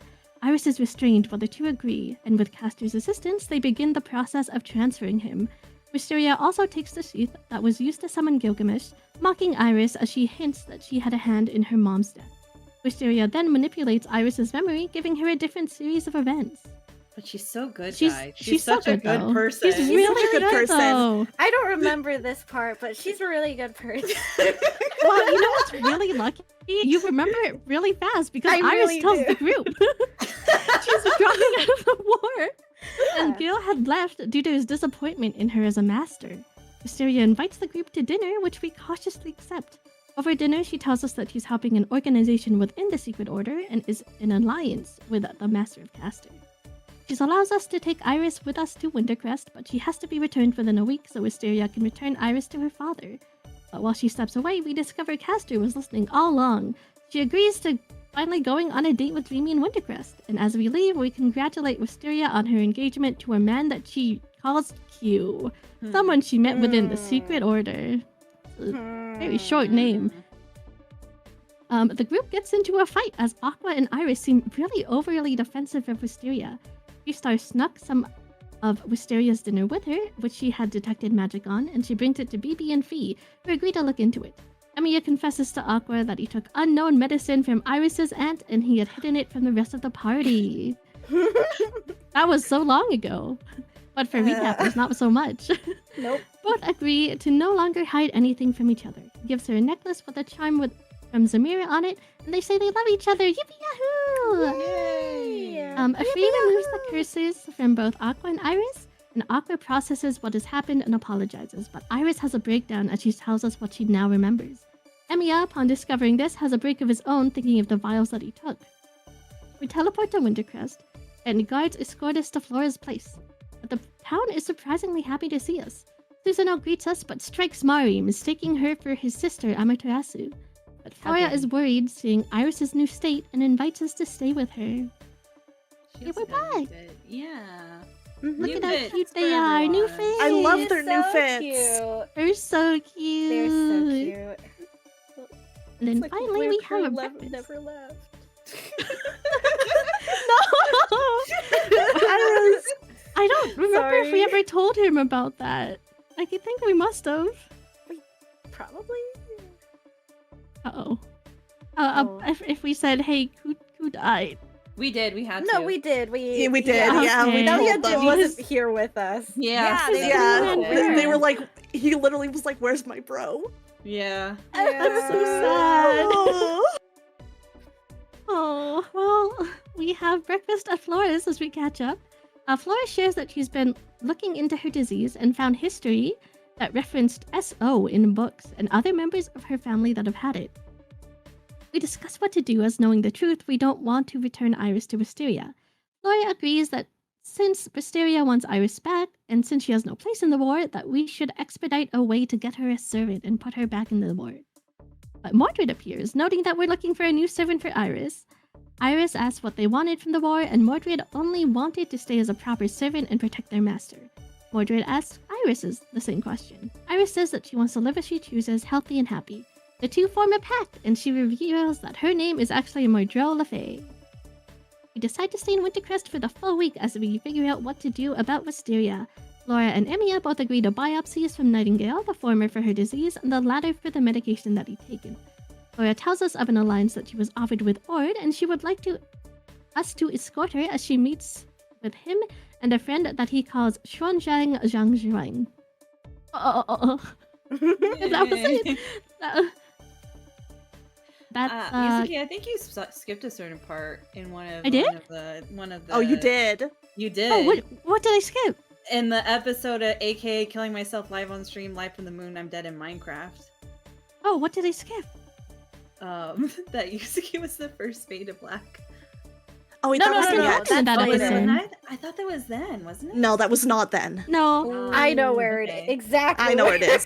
Okay, never mind. I Iris, think that it's sounds so because I was offered the option at the time, and Yuzuki would not do it, so it didn't happen then. They just hung out in bed, as Alright, normal it's too people early. do. My mistake. exactly. It's okay, you know.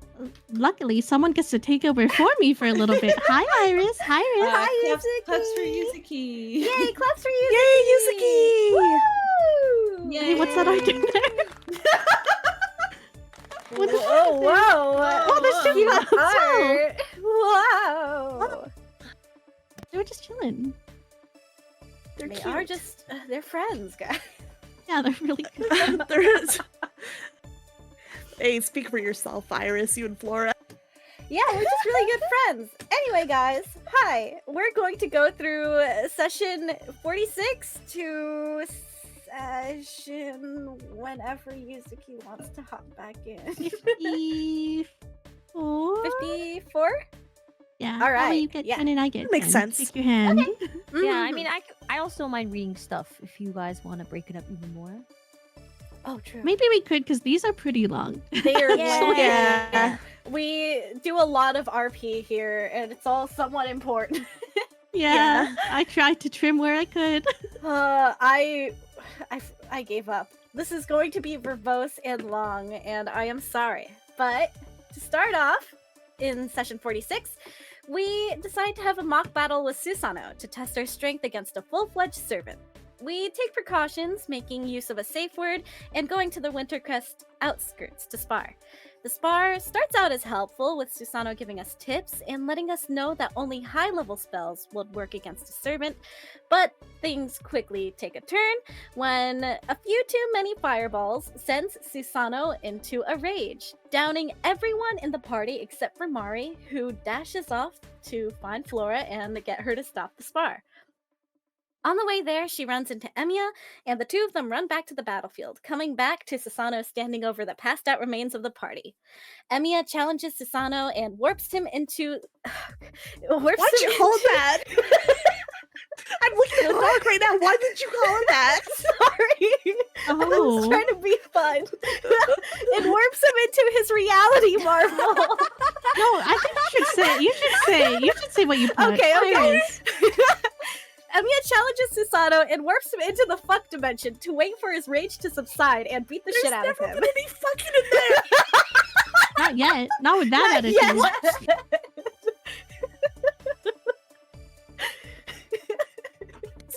Yeah, That's We'll for date night later on. I guess. Maybe foreshadowing? Question mark. Foreshadowing. Foreshadowing. Whoa, we're using it properly Whoa. this time. Whoa. gotta go. And meanwhile, Flora makes her way onto the battlefield. Flora uses a command seal to force Susanoo to calm down and to forbid him from attacking us.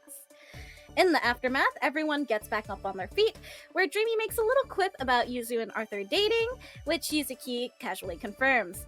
Dreamy and Arthur begin to argue, Dreamy feeling unappreciated for her efforts in healing Yuzuki and the party, and Arthur talking down and generally being rude to her. This leads to an argument between Yuzuki, Dreamy, Arthur, and Amor, where it's established that Dreamy and Arthur won't be on talking terms unless it's an emergency or Yuzuki's health is involved. Amor wishes to hear a thank you from Arthur in return for forgiveness, but Arthur and Yuzuki push back, saying that her hatred of Yuzuki hasn't really changed. Dreamy reassures Yuzuki that she isn't a monster, despite their servants' natures, they're still friends. Yuzuki agrees and they retire for the night, leading to a cute romantic development as Yuzuki and Arthur cuddle up for the night. Freestar goes to find Flora, looking to check in on Susanoo. The tension between Flora and Susanoo is palpable, and both Iris and Freestar look to ease the situation. Freestar has a conversation with Susanoo on the roof, with Susanoo confiding a bit of his past in her. He got a little heated, being reminded of his fights with his sister in ages past, only spurred on by Mari's striking resemblance to her. Freestar confides some of her own fears in him too, fearing the anger that threatens to take over may make her lose control. They promise to spar one day, if Flora would let them. Iris and Flora have a chat, Iris offering to help a scatterbrained Flora out with her work, but Flora refusing, urging Iris to rest. Flora promises to make time and hang out with the girls later in the week, and she leaves. Iris speaks to Murdrot, who assures Iris that the talk with Flora went okay, and that she probably just needed some space. Murdrot asks Iris about her fighting condition, coming to the conclusion that in order to learn more about her disease, they should seek out Castor. Murdrot then forces Iris into training for the rest of the day, much to Iris's dismay. Aqua and Emiya retire to their room after their battle, where Aqua apologizes to him for taking his time off away from him.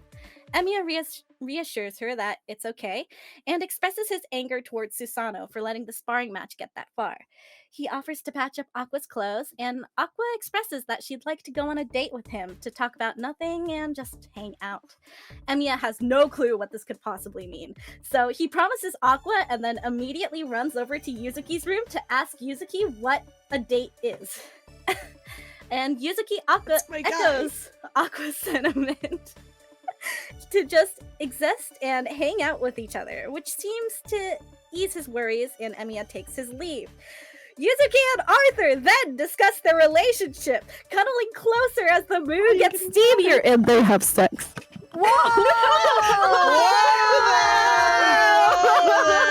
Back here. Whoa there. Shade of black, let's go! Our first Shade of Black, woohoo! And this is how we learned that Arthur is a legit monster and has legendary stamina in bed. Yeah. The most important part of this summary. Yeah. He also stole all of Yuzuki's energy instead of giving it to him. I was messed up. He was so mana hungry. Like, Didn't he bro, roll like a 30-something relax. constitution? Yeah, I 37. remember when we like first got our by the servants way. were like, yeah, you can recover energy through sex, but apparently not us. Not You always. can also just, he's like a vampire. You Yeah, can it drain depends energy. what way you're sending it, man. Energy vampire is crazy. True incubus. Yeah. Oh my god. But yeah, so a funny thing about that. Mari and Richard go on a walk through town with them trying to figure each other out. Mari is pointedly ignoring any questions about her past or just generally directed at her, which frustrates Richard a bit, as he was hoping to get to know her a bit better. Well, I lost my spot. Mari then asks Richard what he would like to do, in which he declares that he would want to go talk to his inspiration, Mr. Arthur Pendragon. They both go up to Yuzuki's room and knock, but not hearing anything in reply, which is insane, by the way, they decide to come back later, as everyone is still battle weary. They're probably busy. They We're just busy. They couldn't hear the knocking over the other knocking. Oh, Yeah. What? They're knocking. What is it? They're knocking boots or whatever. Yeah. Oh, okay. I read just it want as to bring something up that different. Multi had to Ooh. think about whether or not Richard would walk in.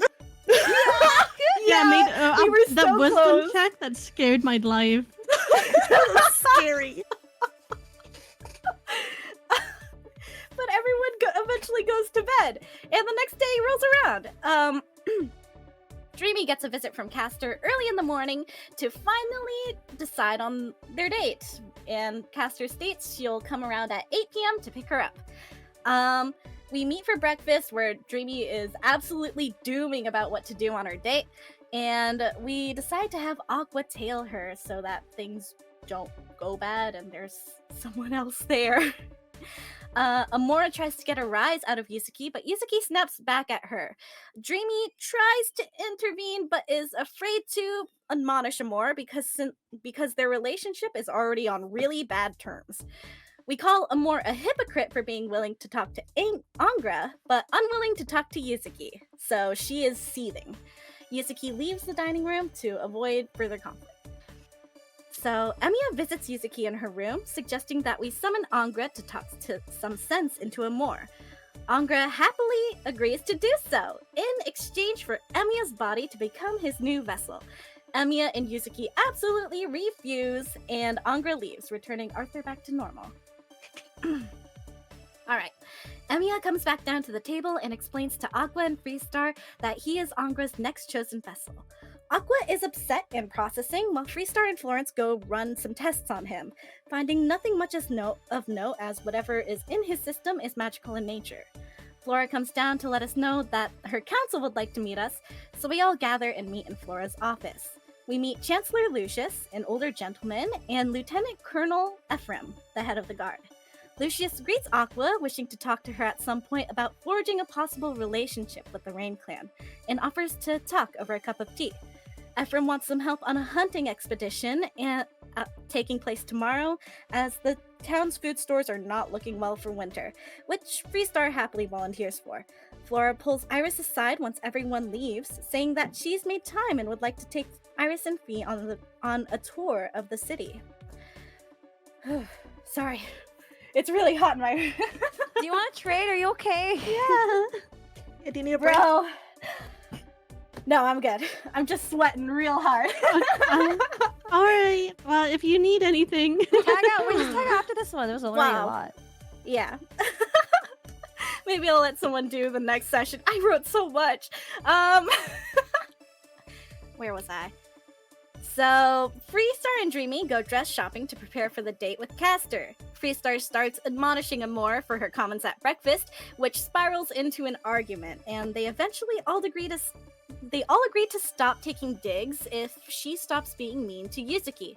Dreamy gets a very revealing dress, and Amor gives her a placebo potion of courage to calm Dreamy's nerves. Aqua meets with Lucius, who takes an immediate interest in what the fairies have been up to since they've isolated themselves after the Cardinal War. He offers to house the Rain Clan survivors at Wintercrest, possibly forging a long-term relationship between the elves and the fairies. He wants to have all the information about the Rain Clan secrets in return, which Aqua balks at. She says she'll consider it, but it's odd considering that Wintercrest is also struggling with resources. And she says that she'll bring up this proposition to her sister. Aqua confides in Emiya afterwards about her anxieties, about her family, and the general condition of her family, leaving her feeling kind of disgusting about herself, and Emiya comforts her, offering to teach her some of the dishes he learned from his parents. Yuzuki and Arthur have a fun date to forget about the dramatics of the group. They have some friendly, flirty banter and pass a beignet shop in which Arthur goes to order 10 dozen donuts. Yuzuki says that she'll buy as many donuts as he wants if he promises to get along with the other girls, to which he agrees and instantly orders another 150 dozen donuts, having them sent to the estate for later. They run into Aqua and Emiya on the way out of the store, both of them offering to help Yuzuki carry the boxes of pastries. Okay. Should we like switch off one each section going One forward? each section. Yeah. Yeah, we can switch. It's totally fine. If it's Yeah? a lot, like we'll go in the same order of like me, Dreamy, Aqua. That's a good plan. Yeah. Okay. Me, Dreamy, Stelia, Aqua. Sorry, these summaries are kind of gotten really long. It's all good. Some are gonna be longer than others, but we'll Yeah. make it through. Okay. Mm. Aqua, Emiya, Yuzuki, and Arthur go on a double date of sorts, walking around the park while Aqua fills Yuzuki in on her weird political tea date. They confide in each other about their insecurities and encourage each other to be more confident and reinform their friendship, wanting to be more open about their feelings with everyone in the group. Iris, Flora, and Fee set off in the carriage to explore the city, which gets abruptly stopped midway, and Flora gets dragged out of the carriage by Priscilla, the magister on her council and her old childhood friend / classmate. Rival. She hops in the carriage and joins us, informing that Flora the result of her scouting mission, that the Fairn Woods near Poulon was infested with undead, but they're staying away from the White Forest where Wintercrest is. She also states that they were saved at some point by a mysterious girl with long hair, which BB confirms as likely to be a counter-guardian, Altruch Brunstead, who is searching for foe. Iris, Flora, and Priscilla all agree to go out and grab drinks together later that night, much to Fee's chagrin. Night falls and Castor pulls up in a carriage at the promised hour. Dreamy steps in the carriage while Aqua invisibly clings to the outside, and the carriage teleports to a vision of a past Grail War, with an entire human city burning to the ground. Castor asks Dreamy if she's willing to go this far and cause this much destruction for her wish. Castor states that her goal is to get the most enjoyment she can out of the Grail War. She doesn't mind which side she's on so long as it's fun for her. Castor is equally curious about where Kote's head has been, while Dreamy deflects as much as she can. Castor then took the carriage to her lab full of corpses after suffering homunculi, where she asks Aqua to come out of hiding. Aqua tries to make a quiet excuse before getting blasted by Castor and dropping her unconscious in the middle of the road. Castor then declares that this date is to be over and sends Dreamy and Aqua back, Emiya rushing to meet them as soon as they were back in the city. Meanwhile, at the manor, Freestar's bag of holding begins to bulge as a humanoid monster begins to emerge from her bag. Suspected to be Castor's doing, as she took an interest in the bag before Dreamy on the date. Iris left the house earlier to go with Flora, leaving Freestar, Mari, and Yuzuki home to deal with the looming threat. Oh, fuck this Oh, guy. jeez. This guy. So next would be Mari. Me? Shouldn't it be Dreamy? It should be Dreamy, right? Sorry, Dreamy. Okay. Hold on. I'm not caught up in the thing. We're at session 50. Okay, 50. Okay. Iris and Flora meet up with Priscilla and head to a nightclub in the sketchier part of town, having to disguise Flora because she's not the most well-liked public figure at the moment. Priscilla and Ccinyo immediately hit the dance floor while Iris and Flora have cocktails at the bar, and Flora gets so drunk so fast. A server asks Iris to visit with the owner of the bar on the second floor, where she goes and shares a glass of wine with the bar owner, Azure. He's been curious about the outsiders in town and asks Iris about the state of affairs. Word with Flora's declining health and subpar leadership. He's not suspicious at all, guys. Iris doesn't really have a lot to say other than that she's working on it, but promises to bring the other girls to the bar at some point to have a discussion. Iris picks up a virgin cocktail for Fee and goes to leave the bar, even though bars do not let you take drinks out of it, dragging Susanoo from the dance floor and carrying a blackout drunk Flora back to the estate.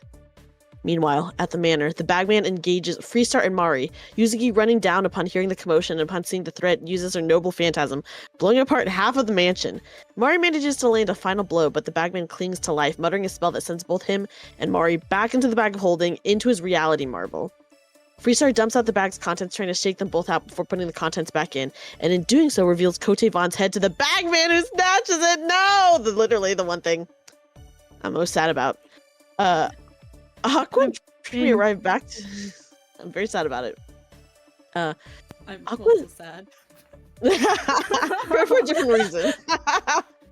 Aqua and Dreamy arrive back to see Yuzuki and Freestar standing out for the bag of holding, and Dreamy wastes no time in diving into the bag.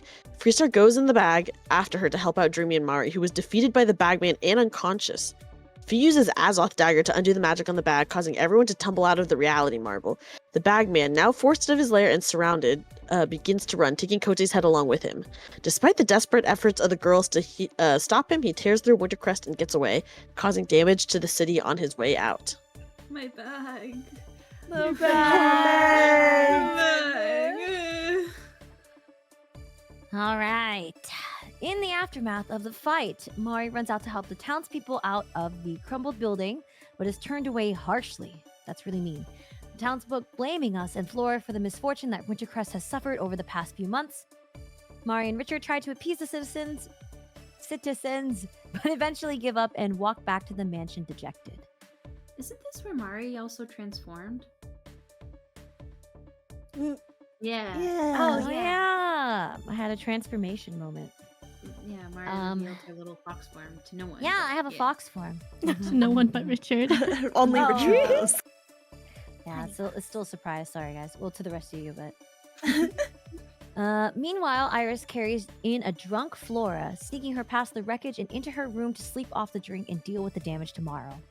Aqua and Dreamy take up a guard post at the mansion, talking about the recent caster date and their motivations for continuing to stay in the war. Flora and Iris share another drink where Flora reveals that she's crumbling under the weight of expectations that have been put upon her, feeling like a failure for letting her people down. Iris reassures and comforts her, staying in her room for the night to watch over her.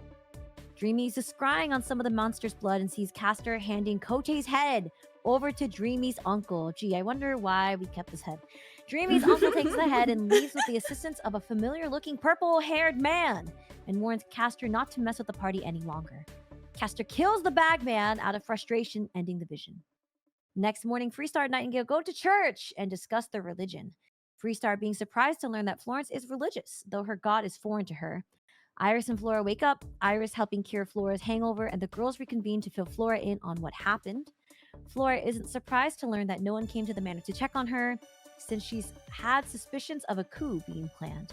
We work out plans for the following day, making plans to return to the Rain Clan to discuss the proposal Lucius gave Aqua. Yippee! Yay! Yippee! Yahoo! Yay! Yay! Sorry.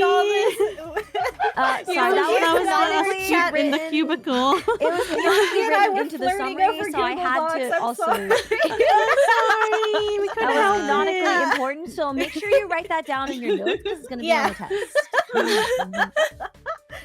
No, why did you delete it? Put it back! Put it back! True. Okay. All right. All right. Richard speaks to Mari, insisting she speak to the council with Aqua. Mari eventually agrees. Dreamy speaks to Yuzuki, explaining what she saw in her scrying and asks to use the mirror. She decides to use it once the group is back together again. Iris and Freestar check on the farmland, but citizens refuse help from the pair, believe themselves completely uninvolved with the war, and are confident that the council will help fix Flora's leadership. Iris casts a spell to help the crops grow anyways. A farmer is relieved but wary, telling the girls that the Cardinal War left fairies with a bad image. She introduces herself as Liz to Iris and hints that she may be able to add in a good word for the deed done. Mari and Aqua go to speak to the council, finding the members Priscilla, Iggy, Belle, Lucius, and Ephraim. Flora questions why there were no guards at her keep, and Lucius and Ephraim say they were too busy delegating guards to the ongoing situation. The council questions the attack on Flora's manor, and Aqua says that the beast was sent by an enemy of all of us in the war, Caster, and that they are unsure of its purpose. Flora states that despite the forces against her, she will continue to lead the city. Lucius agrees with the alliance with the Rain Clan, but is unhappy with the potential alliance with Ord. They question if our group can handle escorting Flora to Ord to initiate said alliance. The council also cites what happened to the Rain Clan as a vote of non-confidence on the girls. Lucius expresses his worries that Flora's life may not be guaranteed. Flora says she wishes to decline the need to have an heir in case she passes, as she believes having a child now would push her condition, and she would not be able to raise the child. Instead, she wishes to elect a successor. The meeting comes to an end. Iggy wants to see Iris and Mordro for help with Mistress. Mari asks if Flora trusts those on her council, and she says she trusts both Priscilla and Iggy. Lucius helped her father. Ephraim is the best soldier in the city, Belle has even better magic skill than Priscilla, and assisted her father as well. She doesn't fully trust the latter as they were too hardened in their old ways, but they were chosen for their skills. Aqua and Mari reassure each other that they did a good job. Richard wishes to have a celebration dinner with Mari, who quickly tries to add Aqua to the party. Richard also suggests that he go out with Emiya and Arthur to get them on better terms. Iris and Freestar rejoin Dreamy and Aqua, and Yuzuki lends Dreamy the mirror to look up who she saw while scrying. Freestar recognizes the man, and we see the baby Freestar in a vision. We see him speaking with Dreamy's uncle. He says he could have given him a better life. Iris's aunt appears as well. Afterwards, Dreamy tries to confront Freestar, calling the man her brother, but Freestar insists that she has no brother. Amor asks Iris how she feels about her aunt now. Iris says she doesn't plan on forgiving her easily, nor does she trust her, but she still loves her. She insists that if Wisteria stands against Avalon, then she'll stand against her. Dreamy goes to find Freestar. Iris apologizes to Aqua for misleading her and Emiya. Aqua expresses how much that hurt her, and she tells her what the medicine did to Emiya. Iris wants to speak to her aunt one more time to see if there's anything useful that her aunt can give her in terms of information. Iris is conflicted on what to do, but talks it out through Aqua and says in the end she will make the right decision and says her goodbyes. Yay! Yay! Yippee! All These right, sessions have gotten so long. Yuzuki, you are the strongest warrior. I tried my best. All right, next session. Dreamy chases after Freestar, who explains that she ran because she'd rather not see the man in the mirror, saying that he left her and not wanting to be part of the military. He doesn't consider him her brother. And he admits that her mom is involved with the war as well, with her church specifically worshipping the sword. Dreamy says that she won't have trouble fighting against her family if they attack, but both want to question Varian on the Secret Order. The girls scold and drag along Yuzuki, who was found relentlessly trading through the day and night, lamenting her own weaknesses. But we enter the Ring Clan nonetheless, with Blight quickly taking over the city. Moving through the city, the Blight seems to follow the group. Iris peers into buildings and finds a creature made of Blight staring back. As she flees, sludge creatures of Blight rise to meet us. Attacking the Blight, it dissipates and scatters. We manage to defeat all that we see, but Iris begins to bleed as she uses her magic. We continue to the Sleeping Sanctuary, but as we go deeper, we spot members of the Ring Clan suffering from mana sickness. Noticing Aqua, a woman approaches her to take us to Ginevra. Along the way, they tell us that they've lost half of their people from the sickness. Ginevra greets us, and knowing the deal with Wintercrest requires escorts, she goes to fetch Conway and Varian to listen to the options. Florence wishes to look over the ill, and Freestar agrees and invites Dreamy along. Florence invites BB as well, who eventually agrees thanks to Fee. When Varian sees Mari, he's surprised to see a kitsune, but Mari, however, insists that she is only a fairy. Aqua explains the deal with Wintercrest, and Conway is skeptical that the citizens would be treated equally. Iris suggests that the idea of taking Cornwall is there once the war is over. And Ginevra is open to hearing out the Ring Clan, but shares Conway's concerns and will refuse if they turn out to be true. Varian notes the name Lucius. Recognizing, thank you. Recognizing the name as someone that the Secret Order was keeping tabs on and was in close relations with the Blackwing. He warns us that the Secret Order is connected to everything. Ginevra expresses her discomfort with this information, knowing that the future of the Ring Clan's at stake. So Conway begins to suggest that instead they take over Wintercrest, but Varian protests and reminds him of the mistakes of the previous council, and Conway backs down. Emiya suggests the other cities as options, thinking of Cornwall and Pippin, and Ginevra would just like to leave tomorrow for the Ring Clan to discuss things. The party stays the night, and Dreamy immediately questions Varian if he's seen anyone in her scrying visions. Varian confirms that Dreamy's uncle is one of the founders of the Secret Order, and other founders include the leader of the Mir Clan and the leader of the Drow. He's had his own agenda, but it's typical of those in the Secret Order to have their own goals. He wasn't sure what Cyrek exactly was aiming for, but he was in charge of a strange sword. Yuzuki asks about Kote, and Varian says that with their resources, he may be able to come back. Foreshadowing. The end goal for the Secret Order is to wipe out every single city. He says that the Earth Clan's full of zealots, and they aren't influenced at all by the Secret Order. Dreamy then thanks Varian, who asks him to make Cupid stronger. But Varian first refuses, saying that Dreamy was just insulting him a few moments ago. The two discuss their last interaction, surprising the party, and Dreamy accuses him of having feelings for Yuzuki. To which Varian, now fed up, takes Yuzuki into a dimension door to speak with her alone. Varian's a funny guy. He's so cool. God. I'm just gonna say, if he wanted us to not think that if he wanted us to like, not think that he had feelings for Yuzuki, he shouldn't have dimension doored her like that. That's 'Cause true. now we're like- He now we're just like- kinda You know- swept her away. Yeah. Mhm. Everything No, he does doesn't just think that. can I just say, everything he does just confirms what he doesn't want us to think, but then we do think it. That's true. All right. Session 54. Let's go. Can you say the title of the The session? variant episode. All right. So, Yuzuki and Varian speak, and she opens up to him about her cravings for violence and power. He explains that it's something she did in the past, citing it to her being unhappy with her conditions within the order and thinking her upbringing in the King's Clan led her to suppress the behavior and that it's now leaking out. He tells her to embrace it and tell the girls about it and that they should accept her if they are really her friends. He questions her on her dreams for the future, where she admits that she'd like to start a family one day. Iris talks to Varian, curious if he knows anything about Wisteria. He wasn't aware too much about Castor and Wisteria's relationship, though he knows of Wisteria's involvement with the Secret Order.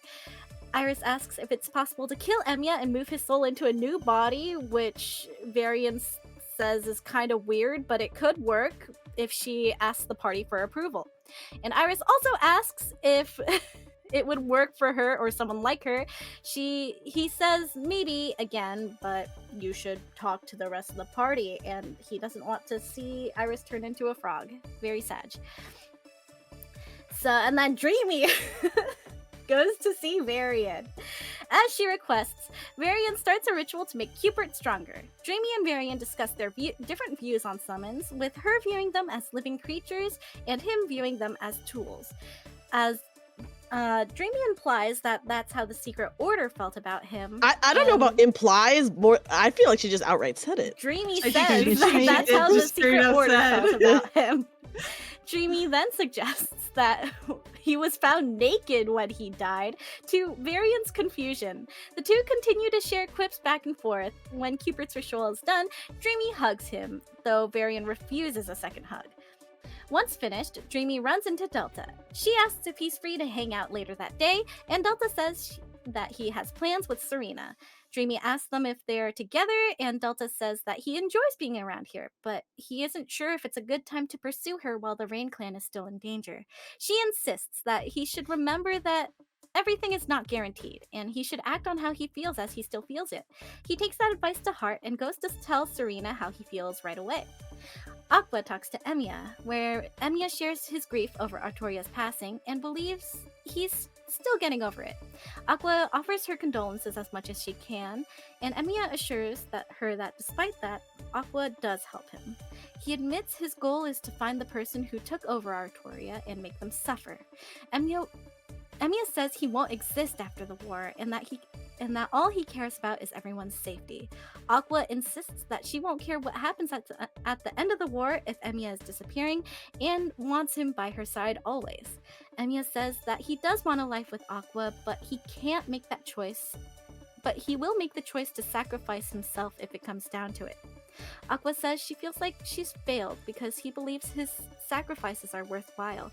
Emiya worries that her wants revolve around his well-being, but she assures him that he is one of her biggest motivators. Emiya promises that his first reaction won't be to sacrifice himself, and he still thinks about her and his promise to her. They go for a walk by the ocean together and apologizes for being upset with her earlier. Aqua checks in with how he's dealing with Arthur and Mordred, and he's been feeling awkward in the room with either of them. She brings up that Richard has been thinking of a team building with the other servants, and Emiya says that he'll give it a try. They're very cute, guys. If I can interject a little bit, Yes. Aqua wasn't necessarily saying that Emiya's her like only motivation. She was just saying that like for her to get through this, she needs like to envision a positive future motivation. for herself. Yeah. Yeah. Mhm, I just yeah. feel like the connotation there and how it's worded is different. Oh, Right, I think it's just okay. because it's one of her, so I saw it as just Yeah, I I see. unfortunately trimmed it a little too much. I'm Oh, no. sorry. No, I just didn't want it misconstrued as that being the only reason she's in this. One of the Alright. goals. One. Everyone needs a little support. Yeah. Yeah. Oh my god. All right, we're getting there, guys. We're only 5 Almost there. sessions Woo! away. 5 more sessions. Redonia. Oh, Redonia. Redonia appears before Freestar, telling her to gather the girls and bring them to the central sanctum. Some of the girls collapse upon entering due to their area's mana. We find Redonia and Zamira waiting, drinking tea together. Zamira notes that Mari and Aqua seem to have divine magic in them. Mari spouts 5 more tails. They're astral Ooh. see-through in different colors. What colors are they, Mari? They are, for anyone curious, red, blue, green, orange, and purple. Yay! Yay. RG. RG Viv. Zamira walks towards Aqua, and seeing her wearing the necklace, she touches it, and the mana effects alleviates on her.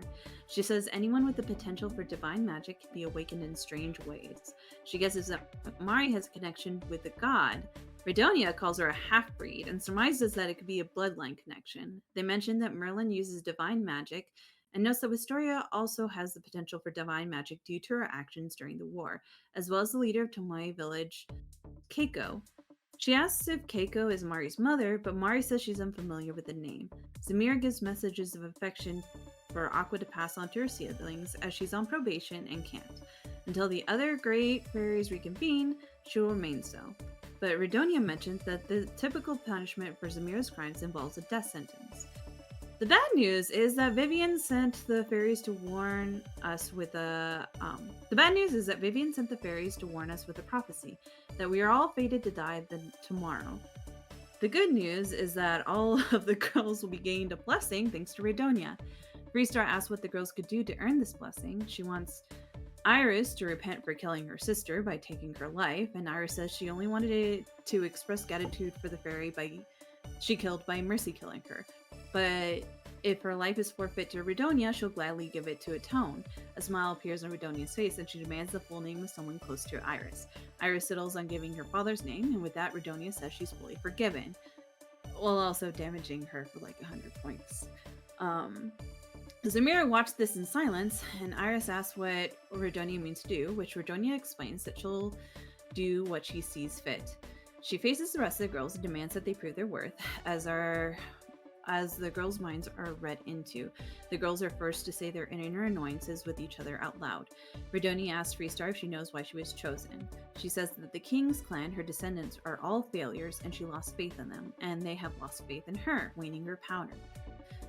She has found Freestar one day, seeing how she wished for power, and she didn't expect much, but she was impressed by how far Freestar has come since then. She believes the King's clan will follow in the steps of the Rain clan and perish.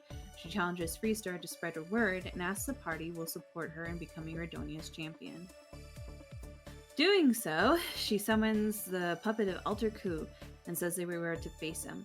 We fell the puppet, and Redonia claps as Freestar lands the finishing blow. We place our weapons on the table and receive her blessing, our weapons becoming unbroken, and everybody feeling rejuvenated. But Aqua feels a headache as 2 dragon horns sprout from her head. Zamira says that the necklace will continue to grow the divine magic within her, and saying she'll turn into a dragon, and that her and Mari have the potential to become great fairies. Redonia and Zamira said that they are hand-selected by Vivian to become great fairies, and to be her disciples. They aren't sure why, in particular, we were chose for war.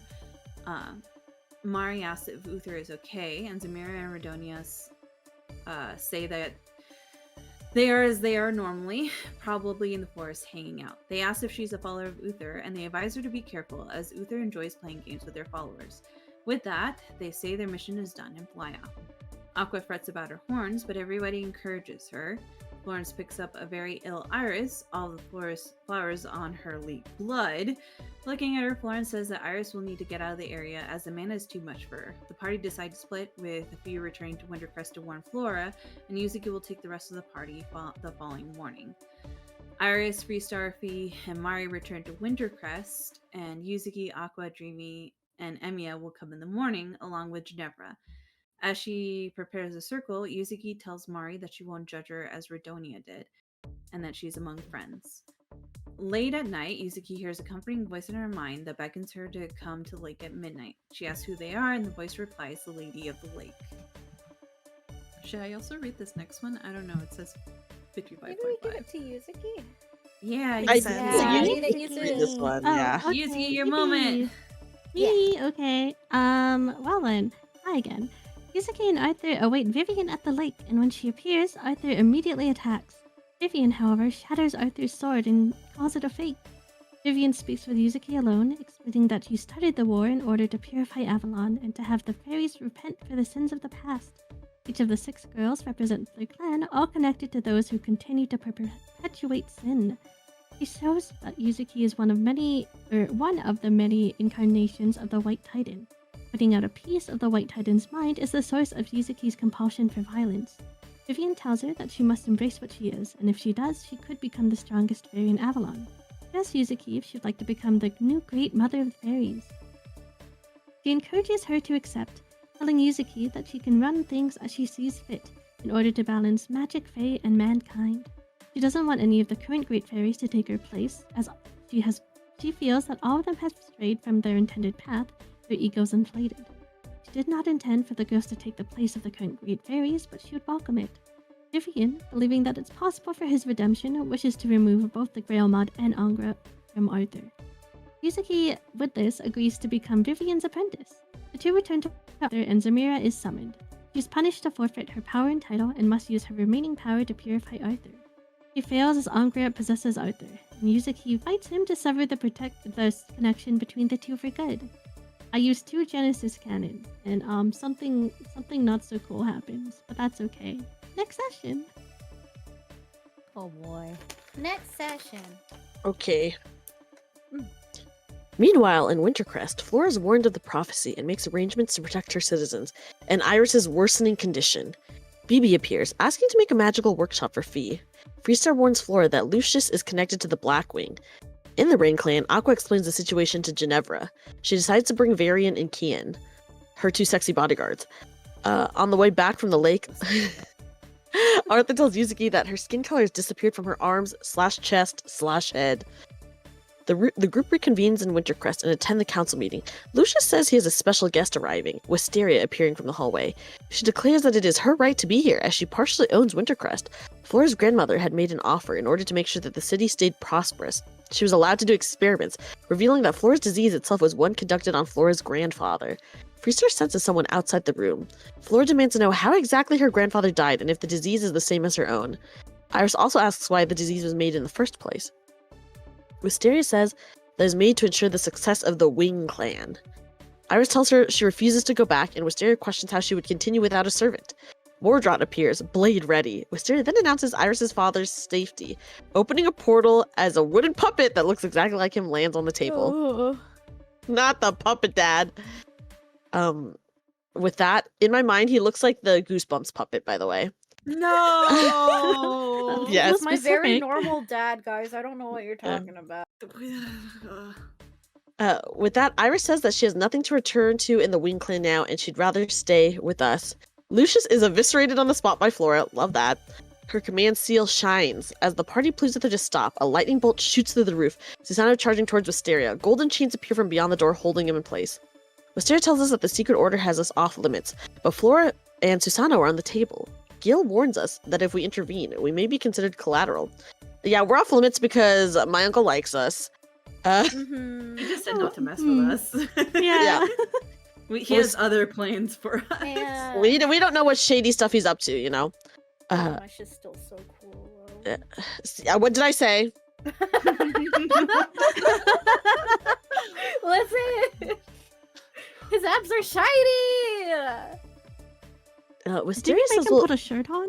yeah, she did make him put a shirt on. She got a shirt for him. God. Iris acting out here like K-pop demon hunter, like. Yeah, for real. Yeah. Sorry, go on. Wisteria says she'll be kept busy with, quote unquote, a surprise Iris helped prepare. Iris. And a knight flies in through a window. The helmet falls off, revealing a male Mordred, excited to attack Arthur. Oh, Mordred. Is it me now? I Boy. think. Yeah. All right. Yeah. So, Flora uses her command seal to try and get Susanoo free from Gil's chains, but it fails. Wisteria tells him not to spare any of us except for Emiya. She leaves us with Gil and Mordred. Freestar invites the other civilians to leave. Priscilla decides to stay. Varian takes Ginevra to safety, intending to come back later. Oh, that's where they jumped out the window. Yeah. Yeah. Yes. Yes. The man with no wings. And the entire time, literally the entire fight, we're like, oh my god, when is Varian gonna come back? Yeah. I think it was mostly Literally. you.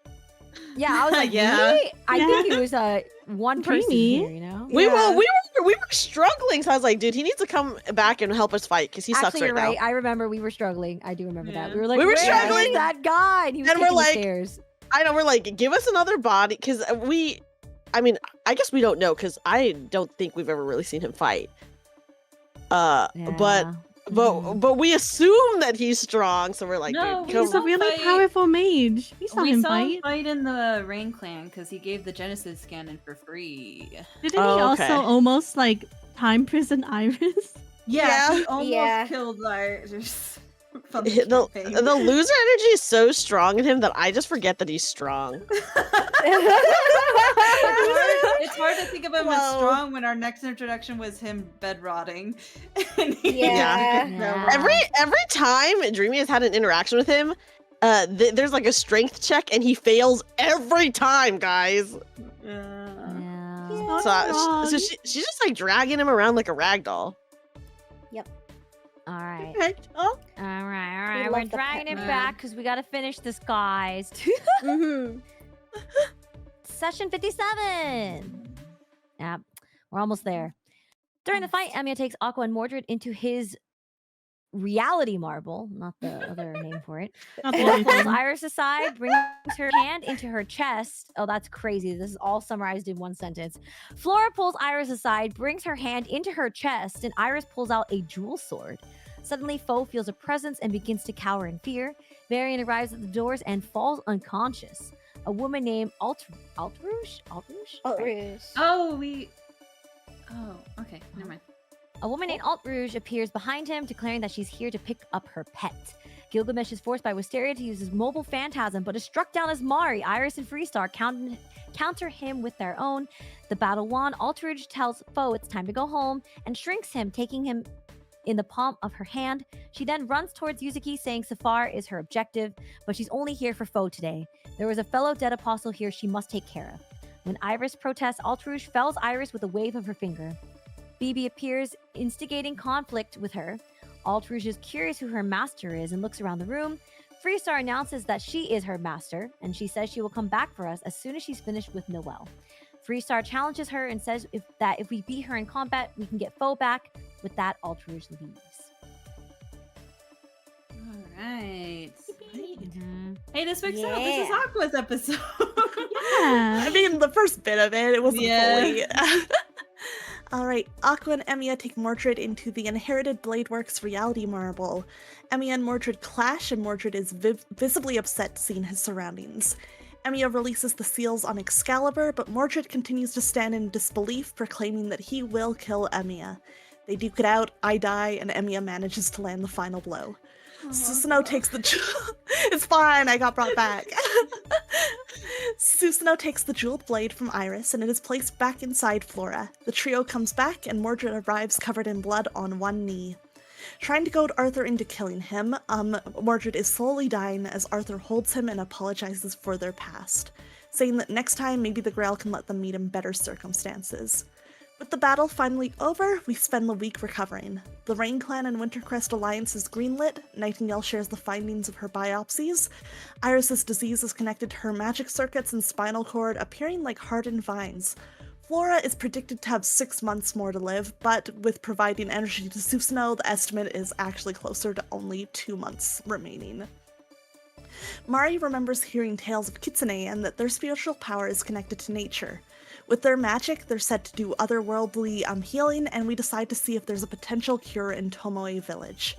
Aqua confirms the meeting with Ord, who beckons us to meet near Keyword Village. On their final night in Wintercrest, the group relaxes in the hot springs. We get a second hot springs episode. Yeah. You have to say it. You had to say it. Say the line. Say the Say the line. line! Say the line! Say the line, Aqua.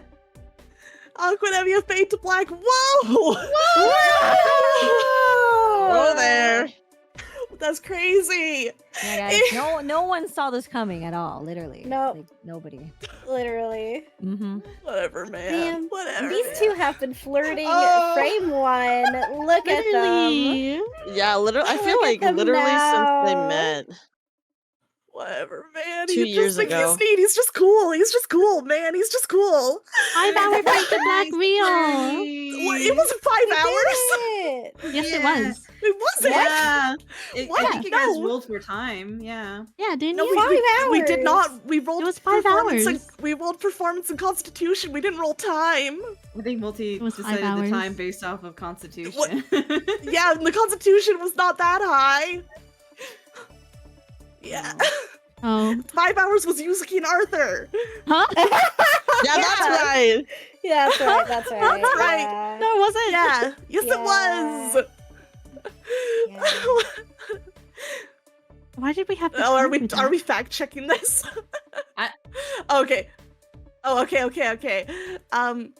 Dreamy speaks to Susanoo, who tells her to meet in a room upstairs. It turns out to be Varian's room, and so the two share the night together anyway, and promise to tell no one. Flora and Iris confide in each other and fall asleep next to each other, and they're a couple now too. I can't believe Dreamy Varian went from bitching each other out to Varian being like, tell no one. No one. Don't you fucking snitch. That session was crazy, man. Insane. Everyone lost their virginity in Wintercrest. Why is this all happening in Flora's house? Flora. This is a magical place, I guess, guys. Wait, dude, Mari's just standing there like, what? Where'd everyone go? Everyone's so Well, busy remember the next lately. morning when like nobody Everyone's woke really up on quiet. time? Yeah. Well, Freestar was That's out right. of the house. Yeah. So is Mari and Mari had to Freestar make not. breakfast. Yeah, dude. Yeah. You want to play some board games, Freestar? Yeah. Alright. Who's Almost. We're almost is there. it me again? Probably. Okay, yay. This one is Okay. so long. Oh my god. I know. It's okay. I can I I can actually zoomed it persevere. out a little so it looks smaller, so it looks like Yeah. there's less, kind of. Yeah. Okay, I'll do that. Yeah. Okay. Dreamy tries to read one of Wisteria's spellbooks, but it backfires and she's cursed to be obsessed with it. Kian confides in Freestar about his eyes, telling her that something came back with him when he died. She senses an undead presence behind him. And Susanoo wonders about Mari's origins. Mari shows him that she has new spectral tails and he takes it as proof that the two are related, sensing the same radiance in her that his sister has. Dreamy wakes up next to Varian. The two agree to keep the night a secret and agree to continue this sort of relationship, whatever it is. Iris breaks down of her now puppeted father, declaring that Jokel Redonia, Wisteria, and Outrouge. Mordro appears before her, approving of her newfound resolve, and agrees that she'll give every ounce of her power to help. Mordro tells Iris that she'll secure a steed before is stolen. Oh my god, they're so cute. Yuzuki looks through her mirror to... Mirror check is at 7, by the way. Mirror check. Check. Sniffle, sniffle. Lucky number 7. Don't say that. Foreshadowing. Yuzuki looks through her mirror to see Varian's brother's memories. He was raised as a magister for the Mir clan, and with the assistance of Dreamy's uncle, Pyrrha, and other mages, and the Blighted Sword, Yuzuki is made! Yay! She sees him sharing an update on the homunculus to a man named Demetrius Erkun.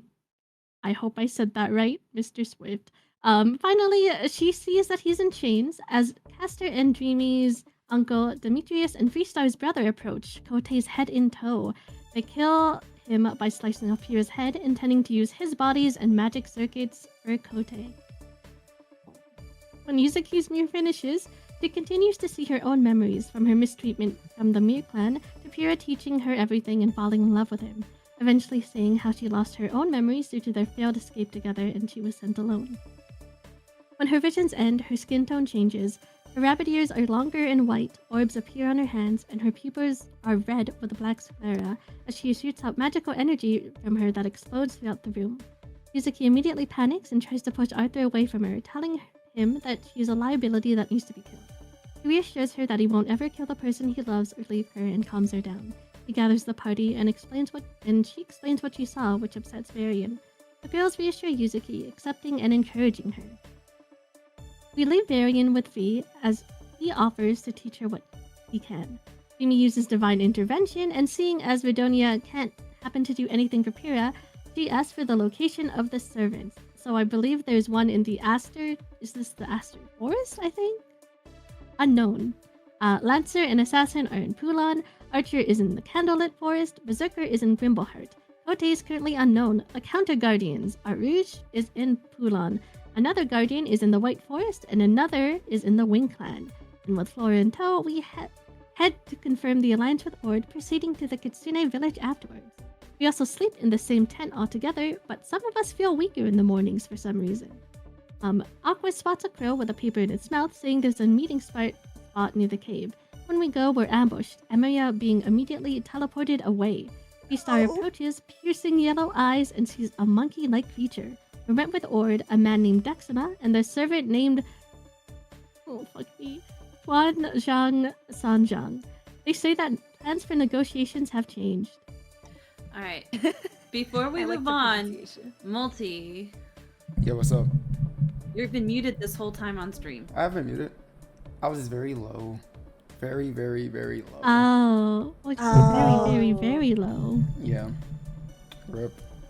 I wasn't saying nothing. Wow, there's a really hot babe on screen, and then there's just some guy.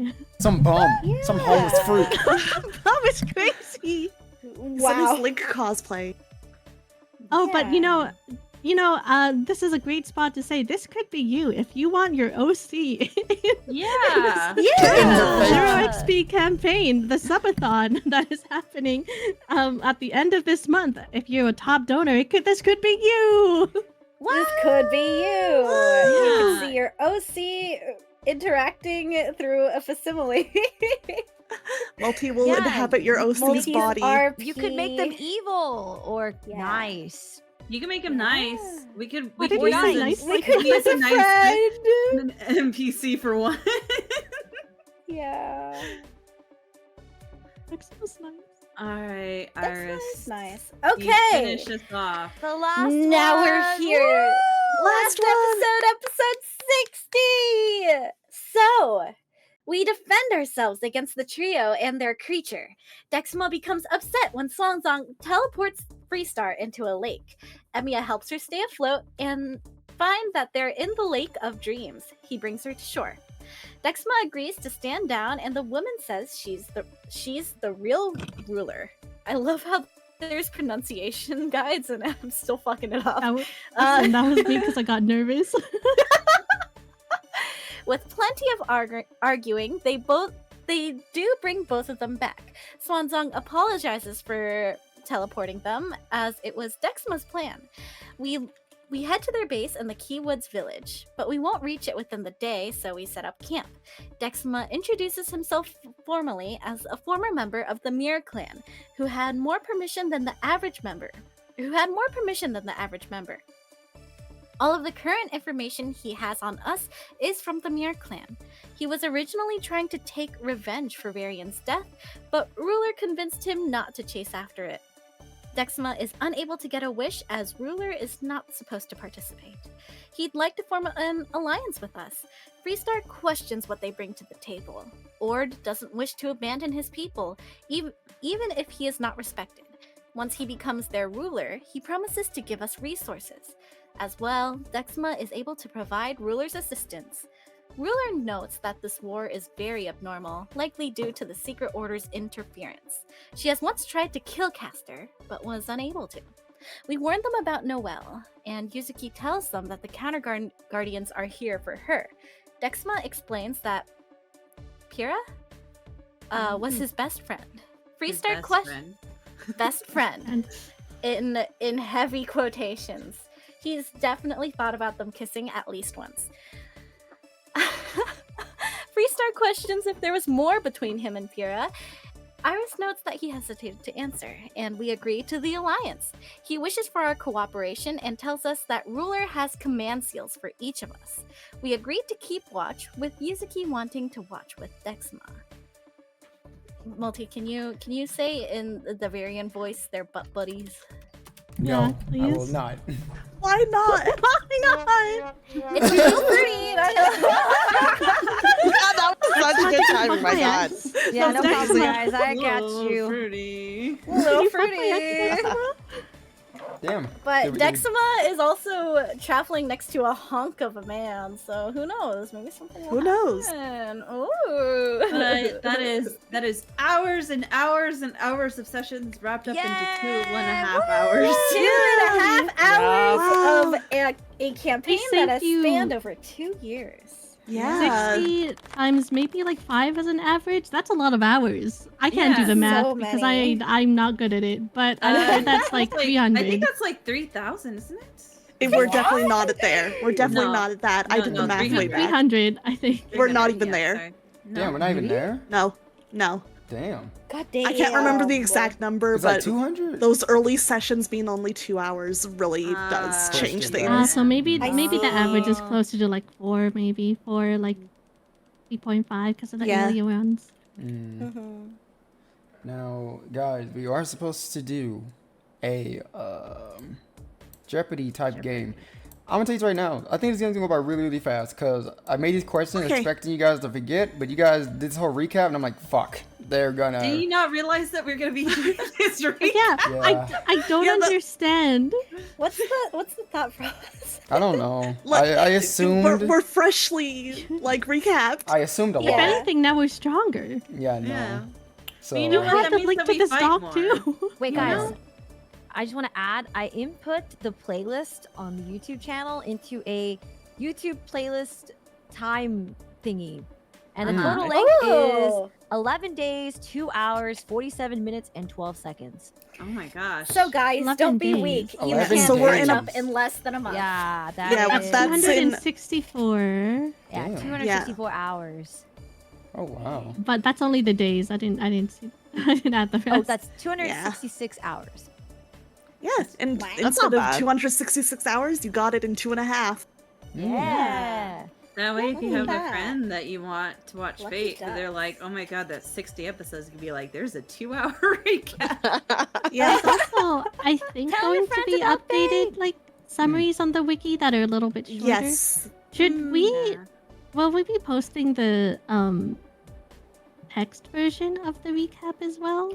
I feel I'm like we down for it. should. I think we should. Yeah. Yeah. Yeah. We And worked then so have, like, hard a- on it. Have Yeah, like a bullet we points did. version. Probably not linking the Google Doc, but like. We'll Actually Yeah, we'll, putting it we'll in make the- it better. Put it on the wiki. Yeah. wiki I at mean, we least, could have the right? wiki have like short summaries and then a section for long summary. That way people Yeah, Yeah, have maybe a they choice can what they like read. click on it and it explodes. Yeah. I mean, at the end, we are going by like kind of episode by episode. We can just like make a page for each episode. Yeah, but Maybe. I think. I don't have mine separated out. By Yeah, mine's not episodes separated by anymore. episode. Yeah. What's it really Oh, gonna well, We'll figure This that This out is what we're gonna do. later. We're gonna That's for go- later. Yeah. We're gonna go on a BRB. Give us a second, and then Okay. we'll be back. Okay. So give us Yay! 5 minutes. Yay!